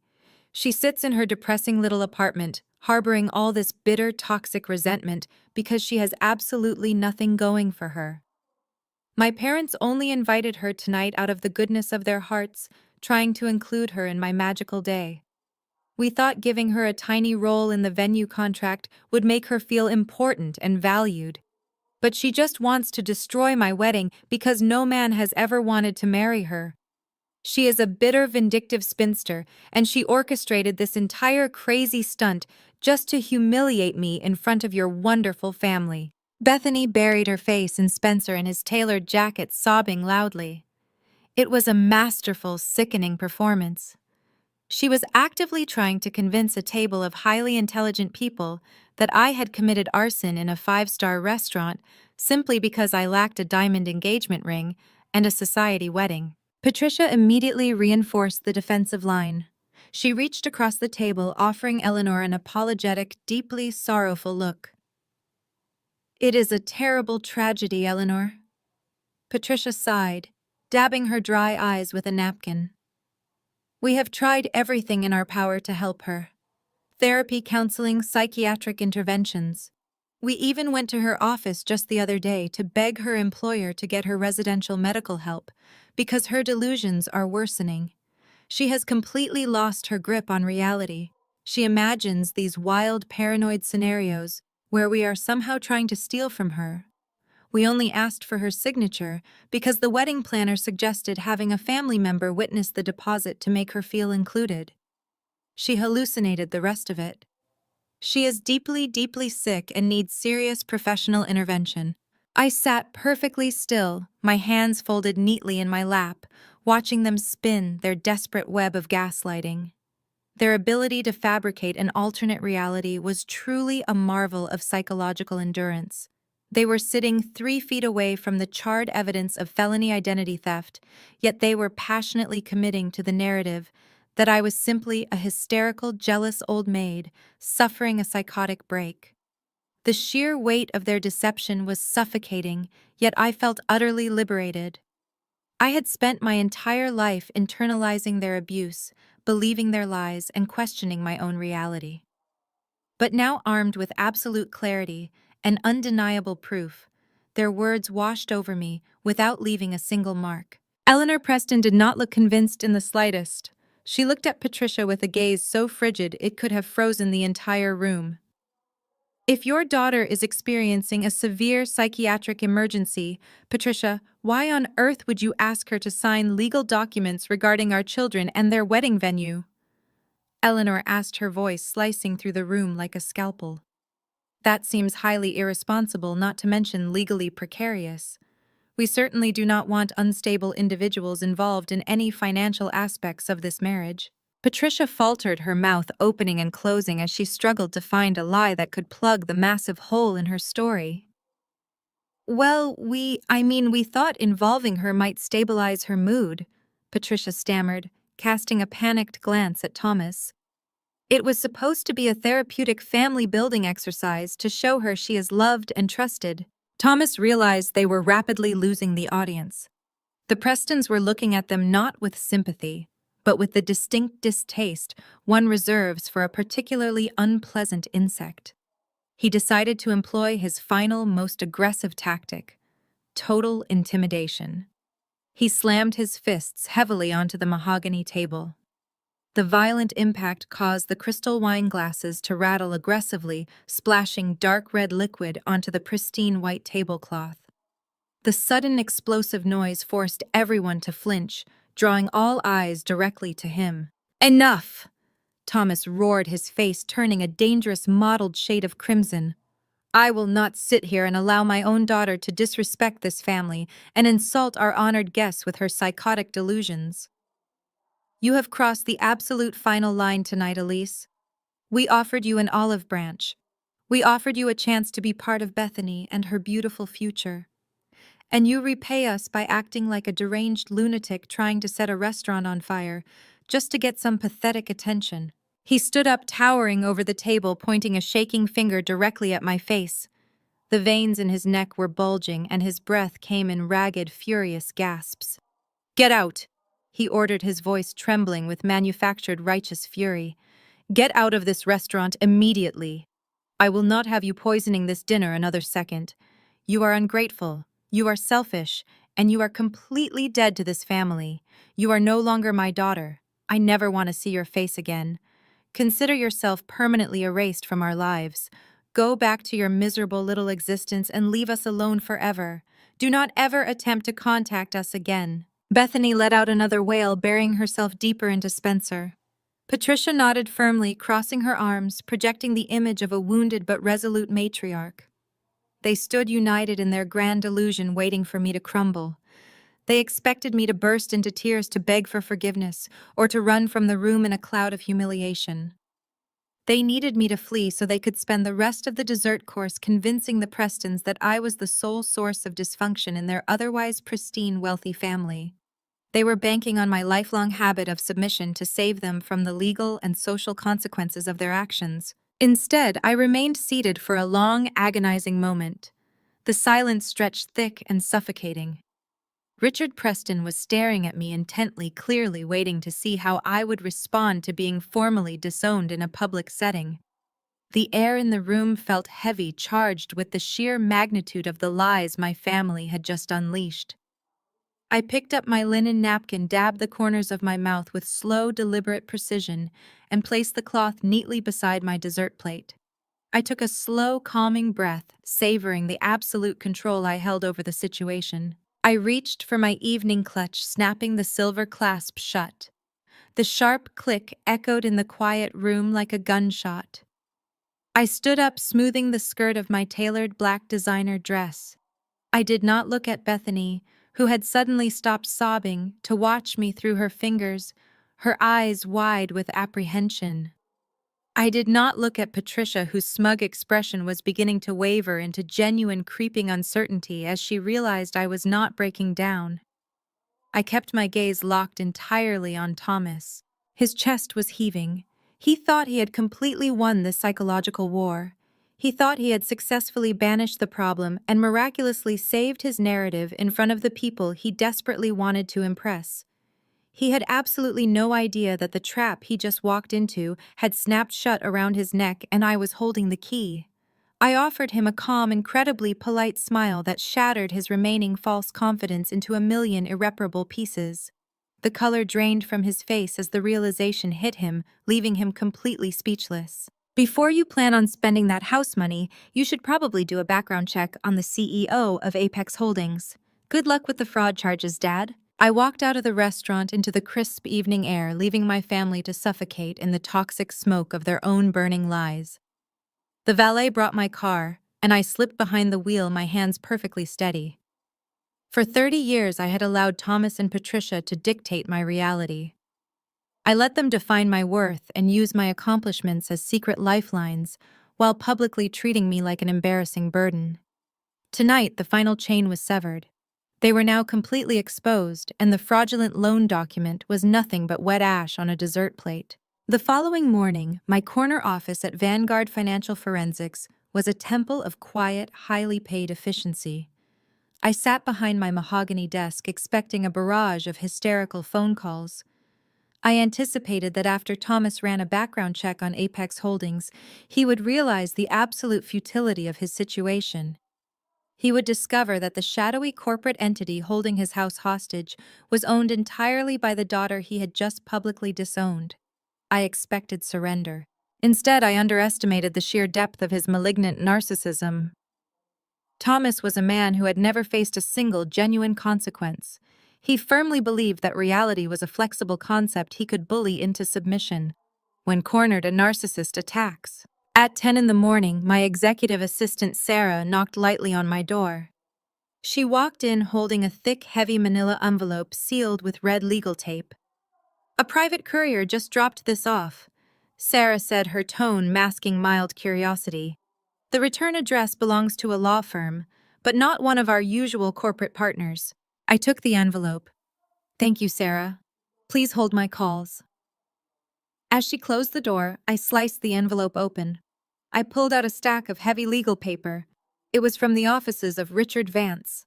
I recognized the name instantly. Vance was a truly notorious bottom-feeding attorney in the city, an unethical operator who specialized in frivolous lawsuits, corporate blackmail, and intimidation tactics. He was a legal mercenary for desperate people. I unfolded the document and began to read. It was a formal cease and desist order laced with heavy theatrical threats and aggressive legal jargon. The narrative Thomas and his new lawyer had spun was so spectacularly unhinged that I let out a genuine laugh. Instead of backing down, Thomas was attempting blatant extortion. The letter claimed that I, Elise, was a mentally unstable family member who had illegally acquired the deed to the family home through malicious identity theft. Thomas had entirely flipped the script. The document stated that I used my position as an accountant to hack into my own parents and their completely private personal financial records, steal their sensitive social security numbers, and fraudulently assign the property lien to my own corporate entity, Apex Holdings. He was taking his own criminal behavior and perfectly grafting it onto my actions. The letter outlined his demands with dictatorial arrogance. Thomas required me to immediately release the lien on the property and dissolve Apex Holdings within 24 hours. Furthermore, he demanded a cash payment of $200,000 for emotional distress and severe defamation of character. He claimed my stunt at the restaurant caused completely irreparable harm. If I refused to comply, Vance threatened to take the story directly to the local police department and file formal felony charges against me for identity theft and wire fraud. He also threatened to contact the new buyers of the house and spin the narrative that I was an ungrateful thief holding my loving family hostage for financial gain. The letter ended with a bold statement declaring this was my one and only chance to settle the matter quietly before they destroyed my life. I set the document down on the smooth surface of my desk. Thomas actually thought this would work. He believed the threat of a police investigation and social ruin would terrify me into compliance. He thought my professional reputation was so fragile that I would immediately wire him $200,000 and hand over the house just to make the scary lawyer go away. He still thought I was the timid girl who used to write his checks. He did not understand that a forensic wealth manager deals with actual corporate psychopaths on a daily basis. A cease and desist letter from a strip mall attorney was less than nothing to me. It was an absolute joke. I reached for my phone, prepared to forward the extortion letter to my legal counsel, but the screen lit up with an incoming call. The caller ID flashed with the name David. My attorney rarely called during the morning hours unless there was a significant development in a case. I picked up the phone. "Good morning, David," I said, keeping my voice perfectly level. "I was actually just about to send you an entertaining piece of fiction. It seems my father hired Richard Vance to accuse me of identity theft and extort me." A deep, rumbling laugh echoed through the phone speaker. David sounded genuinely amused. "You can throw that extortion letter straight into the shredder," Elise, David said, still chuckling.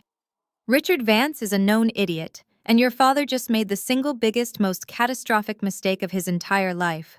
The extortion play is completely irrelevant now." I leaned forward in my chair.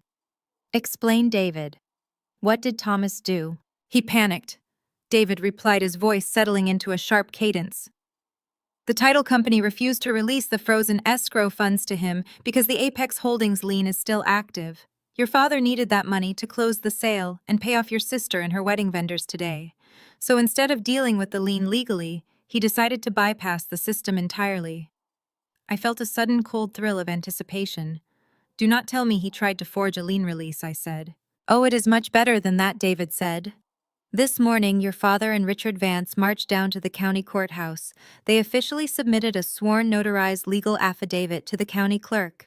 In this document, Thomas formally swore under penalty of perjury that the mortgage on the property was completely paid off in full 3 years ago. He claimed the Apex Holdings lien was just an absurd administrative error." My breath caught slightly as the sheer magnitude of his stupidity registered. He submitted a sworn affidavit claiming the house was entirely paid off. "Yes," David confirmed. "He legally swore that no outstanding debt existed on the property. He thought he could just forcefully clear the title by lying to a judge. He wrongly assumed Apex Holdings was just some faceless corporate entity that would not notice in time to stop the sale." Thomas had just handed me the final fatal piece of evidence on a silver platter.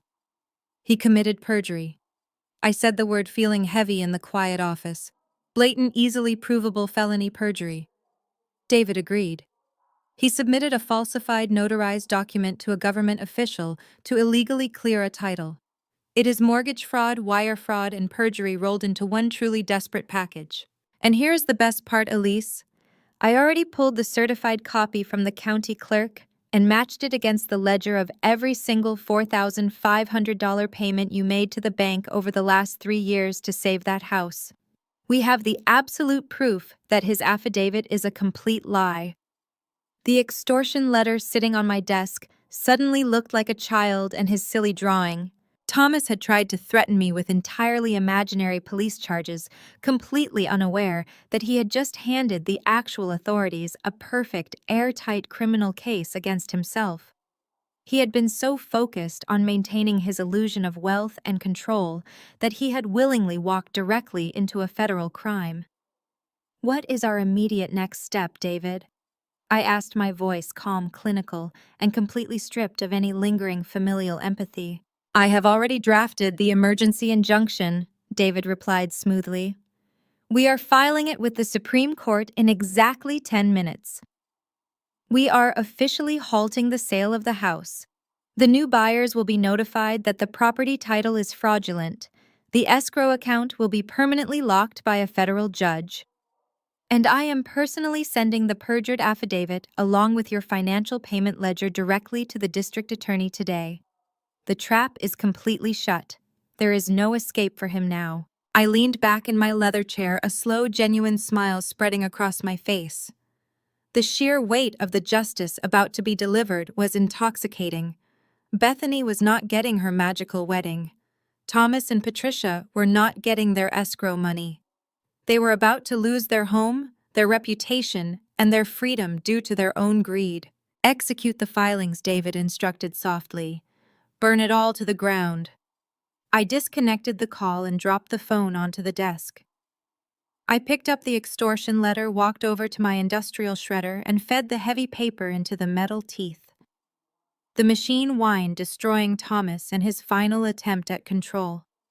I watched the shredded paper fill the clear bin below, a tangible representation of their ruined legacy. I felt absolutely no pity for them. I returned to my computer monitors. It was a beautiful Friday morning, and the financial execution of Thomas and Patricia was exactly on schedule. The Oak Ridge Country Club was a fortress of manicured lawns and old money where Thomas and Patricia pretended they belonged. Bethany's bridal shower was held in the Grand Conservatory, a room suffocating under pink peonies and ice sculptures. I had no desire to attend this display of financial delusion. I only crossed the threshold because Eleanor Preston mandated my presence. After the restaurant debacle, Eleanor cornered Patricia, insisting all immediate family members attend the shower to project a united front. Patricia, terrified of offending her future mother-in-law, swallowed her pride and texted me an invitation. She assumed I would decline. Instead, I saw an opportunity to deliver my final response in person. I arrived on time wearing a tailored ivory suit. The room buzzed with clinking champagne flutes and the shrill laughter of women judging each other by their jewelry. I sat near the periphery, observing. Bethany sat at the front on a velvet throne wearing a white silk dress and a tiara, looking every bit the entitled princess she believed herself to be. Eleanor sat nearby, sipping tea with polite endurance. Patricia hovered around her like an anxious moth, constantly refilling her cup and laughing too loudly. The desperation radiating from my mother was palpable. She knew the fraud affidavit was out there, but believed Thomas had everything under control. As the afternoon progressed, the true nature of my family's social dynamic became painfully obvious. I was seated near extended relatives, including Aunt Clara and Cousin Megan. They did not seem to notice me, or perhaps they simply did not care. Patricia glided over to their table, a flute of mimosa in her hand, her face arranged into a mask of long-suffering martyrdom. She leaned in, lowering her voice to a theatrical whisper, designed to carry across the spacious room. It is just so tragic. Patricia sighed heavily. We tried to give Elise a beautiful life, but she has always been deeply disturbed. Thomas and I spent an absolute fortune on her psychiatric care. Aunt Clara nodded sympathetically. I always knew there was something wrong with her, Clara murmured. You have been a saint to put up with it, Patricia. Truly a saint. Patricia soaked up the validation. It is breaking Bethany's heart, she continued. Elise is so bitterly jealous of this wedding. She is actively trying to sabotage the entire event out of pure spite. She even made up a paranoid delusion that we are stealing money from her. We had to change the locks on the house just to feel safe. I sat perfectly still, listening to my mother assassinate my character. The seamless way the extended family digested these lies revealed a horrifying truth. Patricia had been laying this groundwork for over a decade.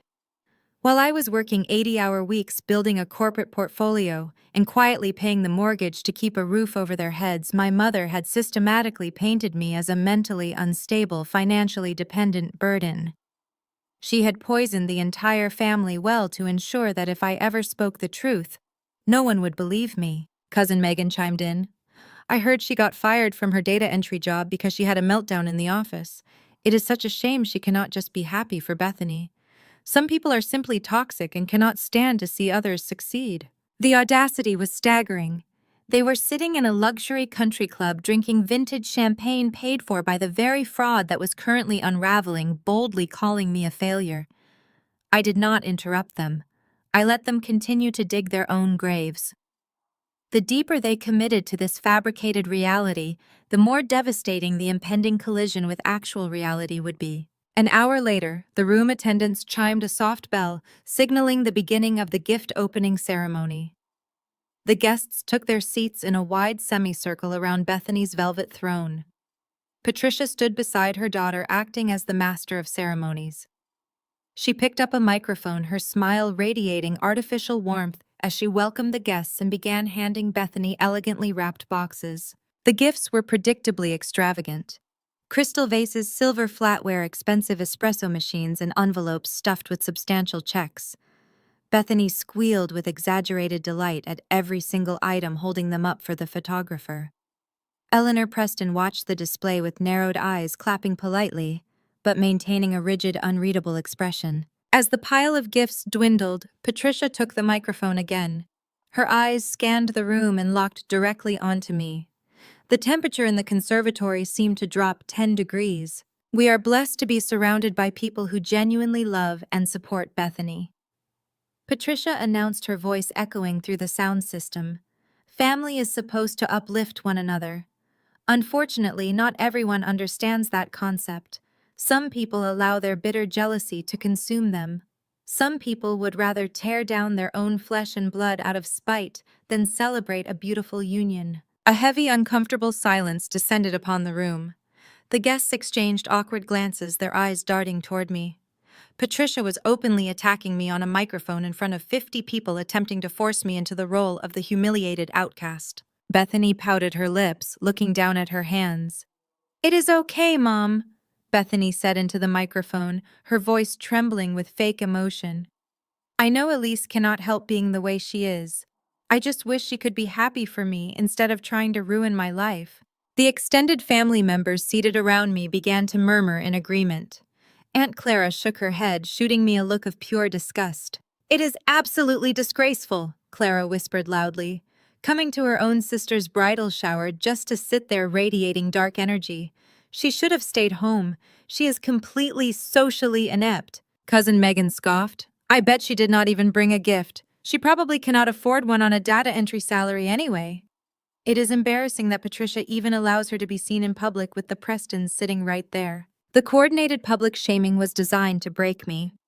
Patricia and Bethany wanted me to flee the room in tears, cementing my status as the unstable, jealous villain. They needed the prestigious Preston family to witness my breakdown, proving their false narrative once and for all. Eleanor Preston watched me, her hands folded neatly in her lap, waiting to see my next move. I took a slow, deep breath, quietly savoring the absolute certainty of what was about to happen. I pushed my chair back. The metal legs scraped loudly against the polished marble floor, cutting through the toxic whispers. The entire room fell dead silent. 50 pairs of eyes tracked my movements as I stood up to my full height. I did not look down or away. I projected nothing but absolute terrifying calm. Bethany gripped the arms of her velvet throne, her fake sympathetic expression wavering. Patricia gripped the microphone tighter, her knuckles turning white. She thought I was about to yell. She thought I was about to give her the hysterical reaction she desperately craved. Instead, I reached into my tote bag and pulled out a thick legal envelope. It was stark white, sealed tight, and stamped across the front in bold red ink. I walked slowly down the center aisle, my heels clicking rhythmically against the marble. The guests parted slightly, watching me with bated breath. I bypassed Bethany and walked directly up to my mother. I held the envelope out toward her. Patricia stared at it, a smug smirk spreading across her face. She mistakenly assumed it was an envelope full of cash, a pathetic peace offering, or a desperate surrender. She reached out and snatched it from my hand with a haughty sniff.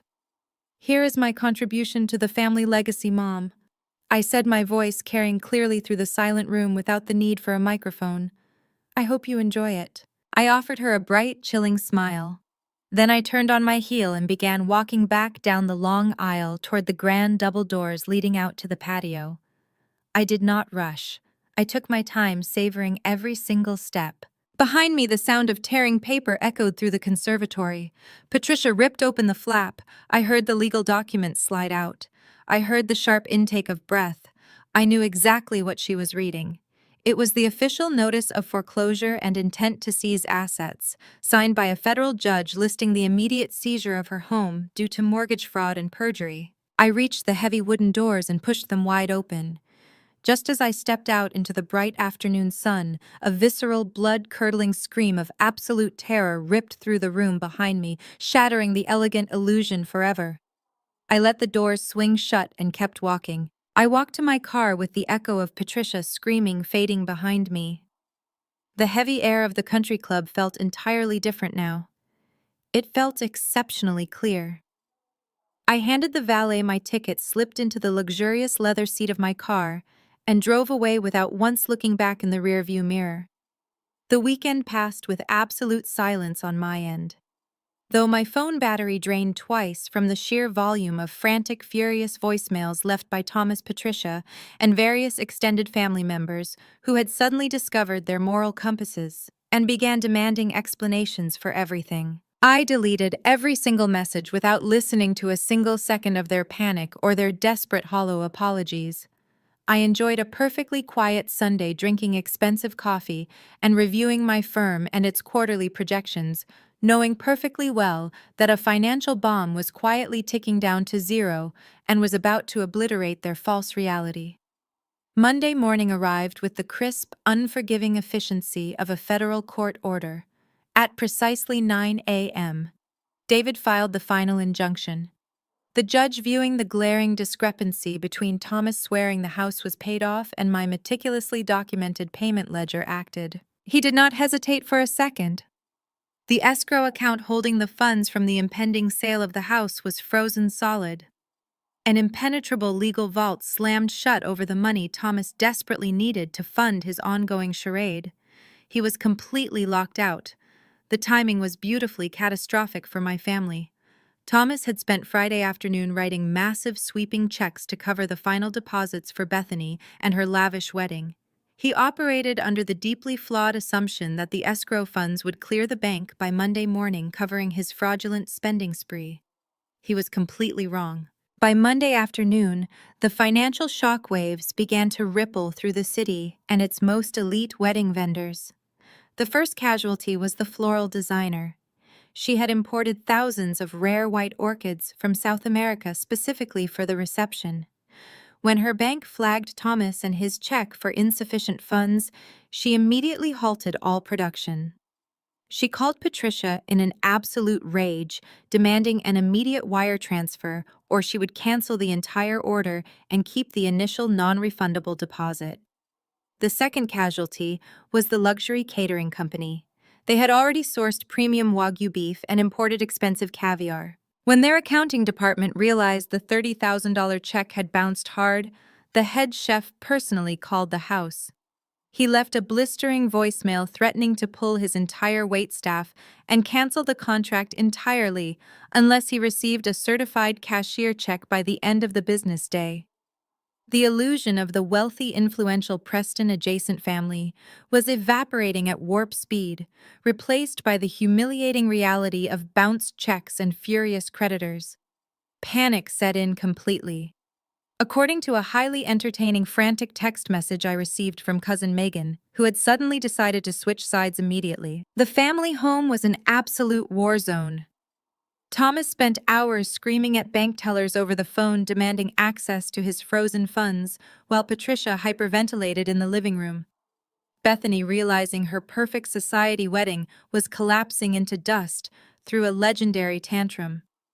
She blamed me entirely, refusing to acknowledge that her father had committed blatant, deliberate felony perjury, or that her mother had publicly humiliated me. In Bethany, and her deeply twisted reality, I was simply the villain maliciously stealing her happiness. By Tuesday morning, Bethany decided to take matters into her own completely incapable, reckless hands. She drove her leased luxury sedan downtown, parking illegally in the loading zone of my corporate office building. Her usual polished, pristine appearance was completely gone. Her hair was pulled back in a messy knot, her designer sunglasses covered swollen red eyes, and her face was flushed with unadulterated fury. She marched into the grand marble lobby of Vanguard Financial Forensics, radiating toxic entitlement. She forcefully bypassed the security desk, entirely slipping onto the executive elevator right behind a courier delivering legal briefs. She rode the elevator to the penthouse level, her rage compounding and multiplying with every passing floor. When the elevator doors parted, she stormed into the executive reception area. Sarah, my highly trained executive assistant, immediately stood up, holding a hand out to stop the intrusion. "Excuse me, miss, you cannot be back here," Sarah stated firmly, reaching for the security button under her desk. Bethany shoved past her violently, her shoulder slamming into the heavy mahogany door of my private office. She threw the door open so hard it rebounded off the rubber wall stop with a loud, resounding crack. "Elise," she shrieked, her voice cracking with hysterical, unrestrained rage. She marched directly toward me now. She planted her hands on her hips, her chest heaving as she glared at me. "You vindictive, absolutely psychotic monster! How dare you do this to me?" I did not flinch. I sat comfortably in my large leather chair. My hands rested calmly on the cool, smooth surface of my desk. I looked at her with the mild, detached curiosity one might reserve for a particularly aggressive pigeon.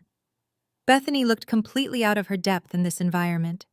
The sheer luxury of the penthouse suite, the panoramic views of the city skyline, the original modern art on the painted walls, it all sharply contradicted the miserable spinster narrative she had peddled to Spencer and his family. I remained completely silent, letting her toxic energy fill the room. "You are going to call your stupid lawyer right now and release that money," Bethany demanded, pointing a shaking finger directly at my face. "You are going to fix this. My vendors are calling me. They are threatening to drop my wedding. My entire day is completely ruined because you are a jealous, bitter old maid who cannot stand the fact that someone actually wants to marry me." Still, I said absolutely nothing. I merely tilted my head subtly, shifting my gaze to the top right corner of the ceiling. A discreet high-definition security camera was mounted there, equipped with motion tracking and a highly sensitive audio microphone. It was currently recording every single second of her unhinged, unauthorized intrusion in crystal clear 4K resolution. I wanted her to keep talking. I wanted her to dig her grave so deep she would never see sunlight again. "You think you are so smart?" Bethany screamed, her voice echoing off the glass walls. "You think you can just steal our house and run? I will physically destroy you, Elise. I will burn this entire office to the ground. I will wait for you outside this building, and I will smash your face into the concrete until you beg for mercy. Do you hear me right now? I will literally kill you before I let you ruin my wedding day." Her threats were violent, specific, and completely desperate. She slammed her hands down hard onto my desk, leaning over the polished wood to glare directly into my eyes. "You are nothing," Bethany hissed, her breath fogging the glass paperweight sitting near my computer keyboard. "You are a sad, lonely loser. Mom and Dad always hated you. They only kept you around because you were stupid enough to give them money. And now you think you can take it back. You think you can humiliate us in front of the Prestons. You think you have won because you froze some bank account. She let out a sharp, mocking laugh that sounded bordering on manic. You are so pathetic, Elise. You really think stopping my dad and his checks is going to stop my wedding? You really think you can defeat us with some stupid trick? You have completely underestimated who I am marrying. Bethany stood up straight, crossing her arms over her chest, a look of supreme, arrogant triumph spreading across her flushed face. She believed she possessed the ultimate trump card, a weapon so powerful it would render all my financial strategies completely useless. You are wasting your time, she declared, her voice dripping with venomous confidence. I let her final arrogant declaration hang in the quiet air of my office. I did not offer a single word of defense. I did not justify my actions, nor did I react to her violent threats.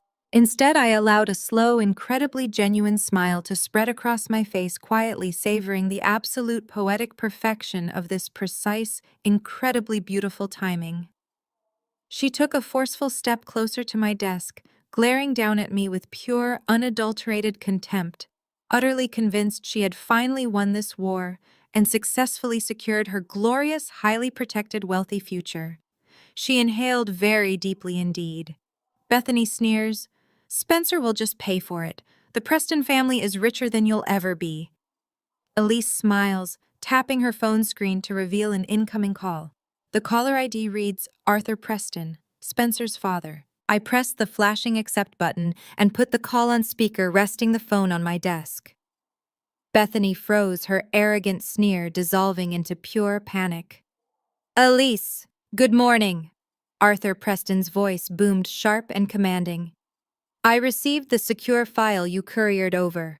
I am disturbed by its contents, but I appreciate your directness. Are you available to meet? Good morning, Arthur? I replied, perfectly professional. I am. Would you prefer my office or yours? My private club downtown. 1 hour, he stated firmly. I will be there, I said, terminating the call. I looked at Bethany. Her mouth hung open. The supreme confidence she had radiated seconds prior had evaporated, replaced by a chilling realization that she no longer controlled the narrative. What did you send him? Bethany demanded. Elise, what exactly did you send Spencer's father? Just the truth, I replied, sliding my laptop into my briefcase. I decided it was my fiduciary duty to ensure Arthur knew exactly what kind of investment he was making. You can see yourself out. I walked past her, heading for the elevator. The drive to the exclusive downtown club took exactly 20 minutes. The establishment was a fortress of old money and quiet power. This was undeniably Arthur Preston's domain. He was a formidable man who had built his immense fortune in complex corporate acquisitions, a ruthless pragmatist who specialized in identifying toxic liabilities and eliminating them. He possessed zero tolerance for desperate social climbers, trying to leverage his family wealth for personal gain. I found him seated in a private alcove at the back of the dining room. He looked like a CEO preparing for a hostile takeover. 2 thick folders sat on the table. Elise, Arthur said, standing briefly to shake my hand. His grip was firm. Have a seat. We have ground to cover. I sat down across from him. I did not apologize for the awkwardness. I knew exactly how to speak to a man like Arthur. You speak in numbers, liabilities, and risk assessments. I want to be completely clear, Arthur began. When Spencer announced his engagement to your sister, I had my reservations. People who try that hard to look rich rarely have the liquidity to back it up. I agreed to fund this wedding as a gesture of goodwill. He tapped his finger against the folder I had sent him. Then I received this package outlining a level of financial deception that borders on pathological. I need to know exactly how deep this rot goes. I opened the heavy leather ledger. For the past 3 consecutive years, my parents have been entirely insolvent, I stated smoothly. Thomas made disastrous commercial real estate investments that entirely wiped out their cash liquidity and ruined their credit standing. To prevent the bank from foreclosing on their luxury suburban home, I consistently paid their $4,500 monthly mortgage using my own private corporate entity, Apex Holdings. I heavily secured this financial arrangement with a strict legal lien to fully protect my invested capital. I slid the signed lien agreement across the table. Arthur scrutinized it, recognizing the standard legal framework immediately. When Bethany became engaged to Spencer, my parents saw an opportunity.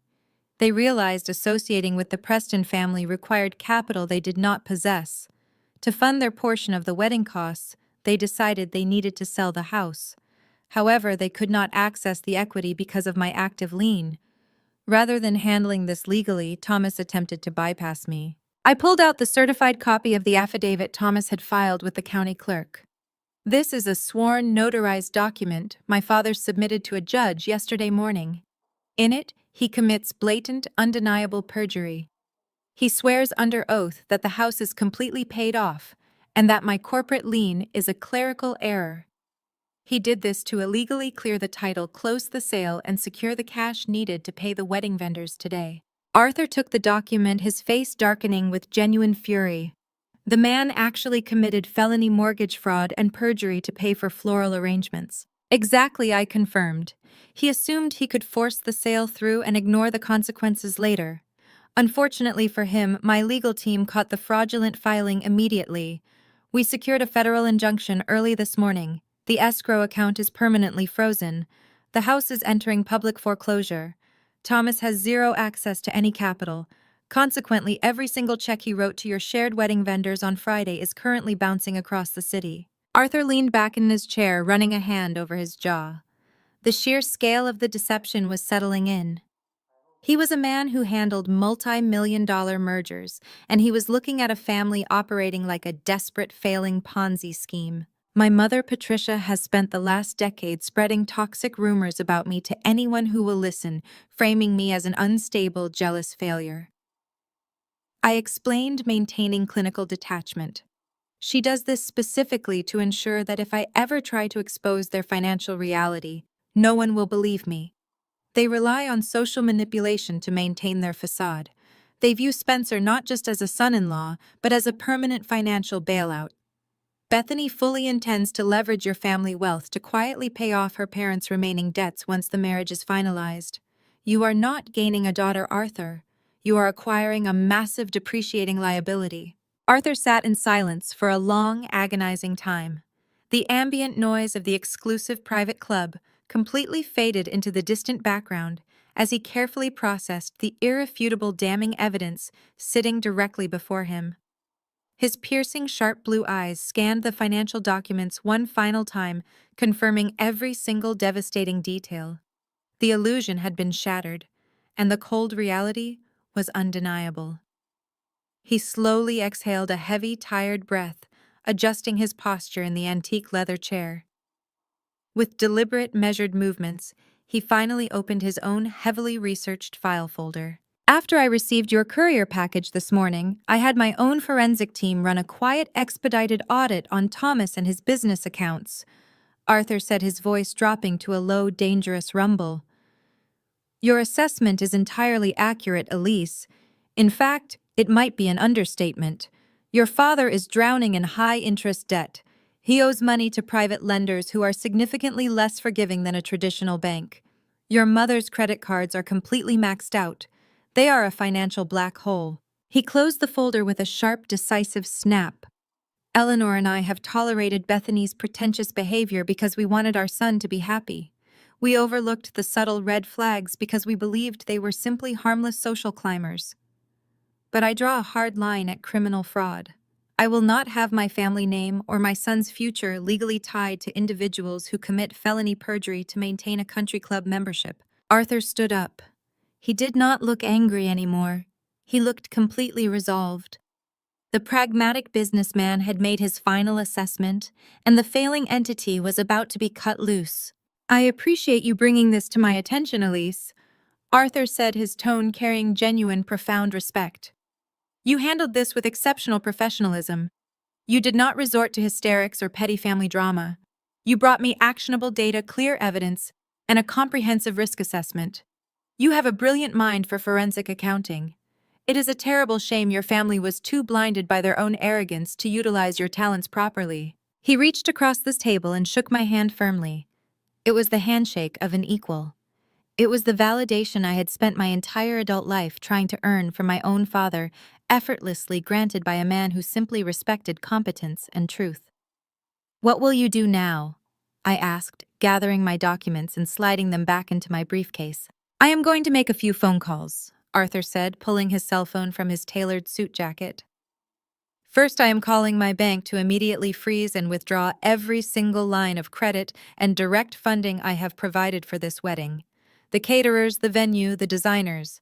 Every account will be completely zeroed out by the end of the hour. Second, I am calling my son.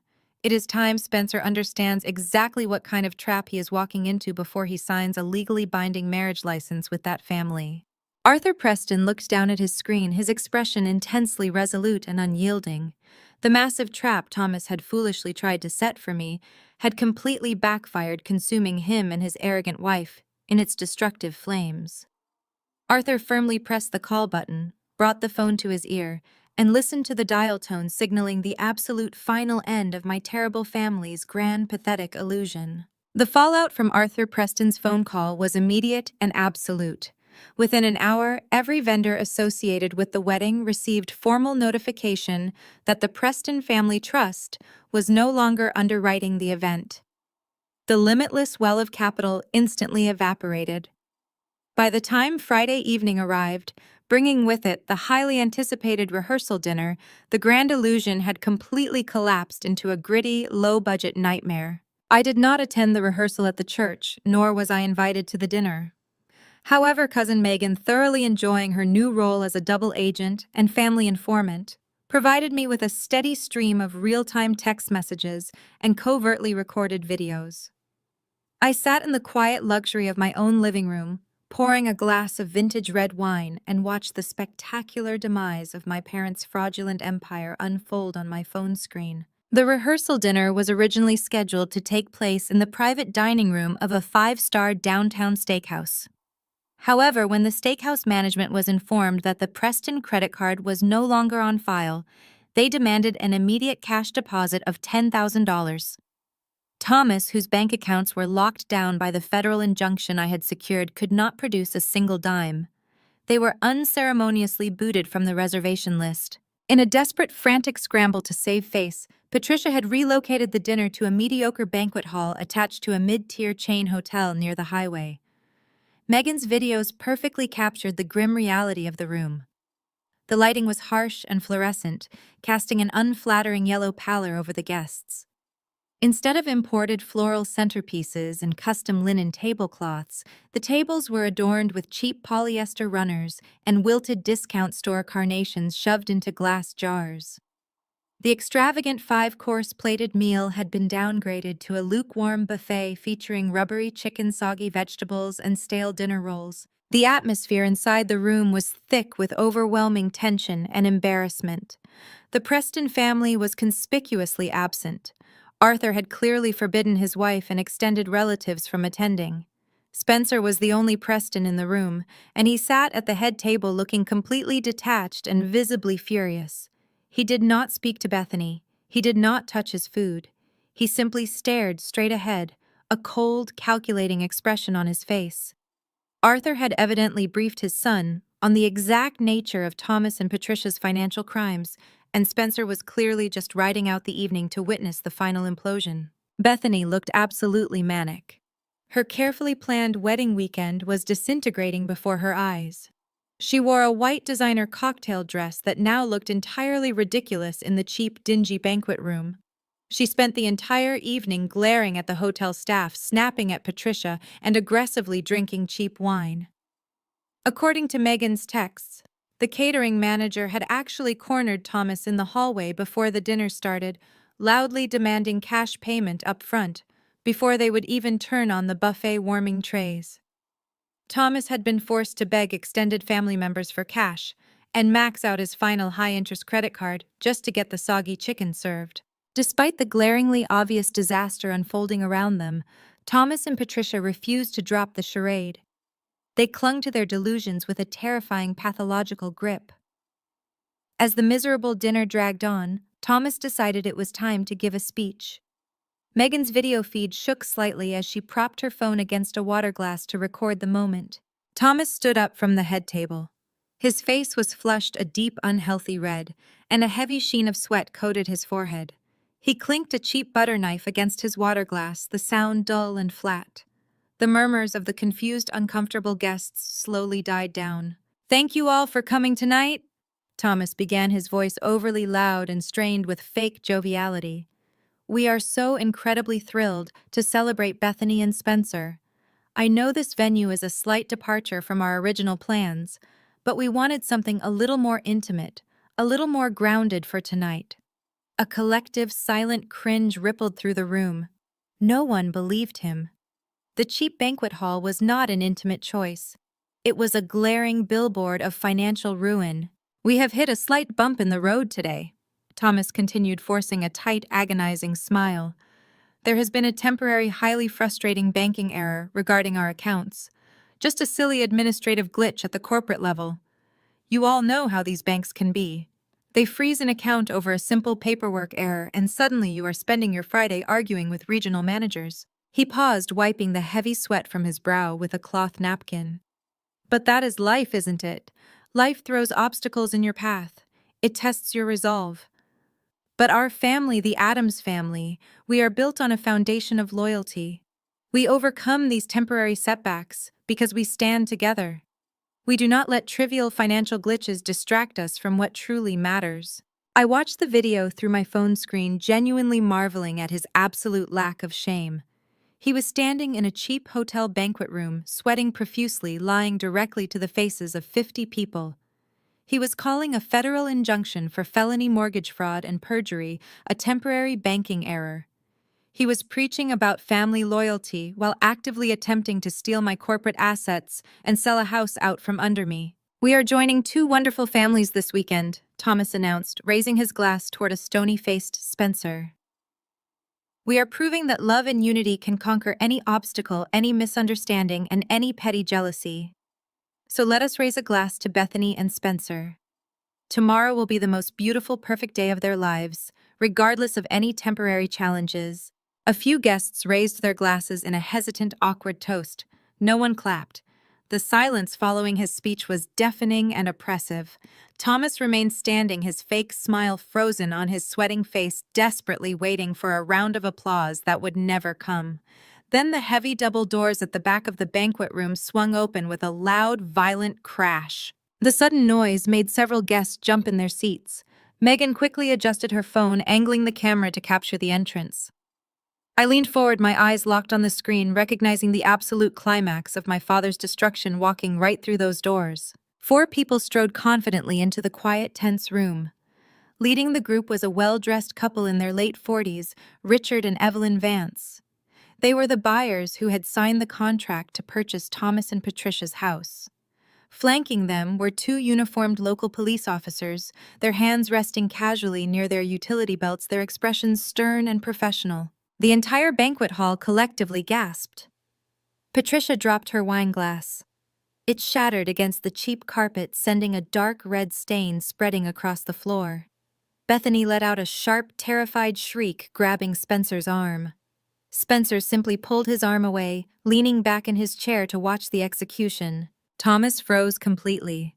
The color drained entirely from his sweating face, leaving him a ghastly pale white. He looked like a man who had just stepped off a cliff and finally realized gravity was real. Richard Vance marched directly down the center aisle of the banquet tables, his eyes locked onto Thomas with murderous intent. He did not care that he was interrupting a wedding rehearsal dinner. He did not care about social decorum. He cared that he had been conned. "Thomas Addams," Richard barked, his voice booming with fury. "You are a lying, fraudulent criminal." Thomas held up his hands, taking a trembling step backward. "Richard, please," Thomas stammered, his voice cracking. "This is a private family event. We can discuss this on Monday. There has just been a misunderstanding with the escrow." "A misunderstanding," Richard roared, stopping just a few feet from the head table. You call attempting to sell me a house you do not actually own free and clear a misunderstanding. You took our earnest money deposit. You swore under penalty of perjury that the title was clean. You lied to us, you lied to the title company, and you lied to a federal judge. The guests began to murmur loudly, shock and horror rippling through the crowd. Extended family members who had blindly believed Patricia's lies about my supposed mental instability were now staring at Thomas as the police officers stepped forward. We received an emergency notification from the county clerk and a federal injunction order this afternoon. Richard continued, his voice echoing off the cheap walls. We know exactly what you did, Thomas. You tried to sell us a house that has an active, highly secured corporate lien attached to it. You filed a fraudulent, perjured affidavit claiming the house was paid off when it is actively facing foreclosure. You are entirely bankrupt, and you tried to drag my family into your criminal scam. Patricia stood up, her face twisted in panic. Sir, please keep your voice down, she pleaded desperately, looking around at the staring guests. You are ruining my daughter's rehearsal dinner. We have the money. We just need a few days to clear up a clerical error with my ungrateful daughter. Evelyn Vance stepped forward, pointing a manicured finger directly at Patricia. Do not even try to spin this, you pathetic grifter. Your own daughter holds the lien because she has been paying your mortgage to keep you out of bankruptcy for years. We saw the unredacted financial ledgers. We saw the actual truth. You do not have a clerical error.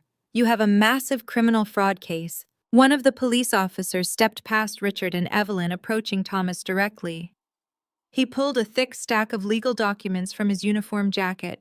Thomas Adams, the officer stated, his voice carrying the heavy weight of the law. You are being officially served with a civil lawsuit for fraud, breach of contract, and intentional misrepresentation. Furthermore, the district attorney has been notified of the perjured affidavit you submitted to the county clerk. I strongly advise you to contact a criminal defense attorney immediately. The officer thrust the heavy stack of papers directly into Thomas's trembling chest. Thomas mechanically brought his hands up to grasp the documents, looking down at them as if they were covered in toxic acid. The papers were a physical manifestation of his complete and utter ruin. You are going to lose everything, Richard promised, his voice dropping to a low, hateful growl. We are suing you for every single dime you have ever possessed. We are going to ensure you never sign another financial contract in this state as long as you live. You are a fraud, Thomas. A completely broke, pathetic fraud. Richard and Evelyn turned on their heels and marched back down the aisle, the two police officers following closely behind them. They pushed through the double doors, leaving the banquet room in a state of absolute paralyzed shock. I sat in my living room watching the video feed with immense satisfaction. Thomas remained standing at the head table, clutching the lawsuit to his chest. He was hyperventilating, his eyes wide and vacant. Patricia had collapsed back into her chair, burying her face in her hands and sobbing hysterically. Bethany stared at the door where the police had just exited. She turned slowly to look at Spencer, her eyes wide with desperate, pleading panic. Spencer did not offer a single word of comfort.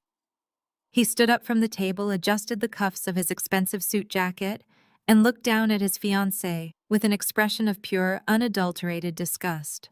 The temporary banking error had just become a permanent, catastrophic reality. The wedding was officially dead, and the Addams family legacy was completely destroyed. I tapped the screen of my phone, ending the video feed, and took a slow, deep sip of my wine. The execution was absolutely flawless. The greatest lesson I learned from watching my family's empire of lies crumble is that shared DNA does not obligate you to endure abuse. For 33 years, I was conditioned to believe that my worth was tied to my utility, that my financial success only mattered if it could be drained to support their grand illusions. They confused my silence with weakness and my filial duty with perpetual submission. What they failed to realize, and what took me years to truly understand, is that independence is the ultimate form of security. When you build your life on a foundation of competence, hard work, and verifiable truth, no one can tear it down. My parents built their entire existence on a fragile facade, relying on manipulation and deceit to maintain a lifestyle they could not afford. When the truth inevitably surfaced, their house of cards collapsed under the weight of its own reality. You cannot heal in the same environment that broke you, and you cannot save people who are actively trying to drown you to keep themselves afloat. Walking away from my toxic family was not an act of cruelty. It was an act of radical self-preservation. I stopped asking for the respect they were incapable of giving and started demanding the justice I deserved. True power comes when you stop seeking validation from those who exploit you and begin validating yourself. I traded a lifetime of emotional extortion for absolute freedom, and the peace I have now is worth infinitely more than their conditional love ever was. If you have ever felt undervalued, exploited, or manipulated by the people who are supposed to protect you, I want you to know that you are not trapped. Your worth is not defined by those who are blind to it. Stand in your truth, protect your peace, and never be afraid to walk away from toxicity to build your own empire. If my story resonated with you, please hit the like button, share your own experiences in the comments below, and subscribe for more stories of reclaiming power and finding ultimate freedom.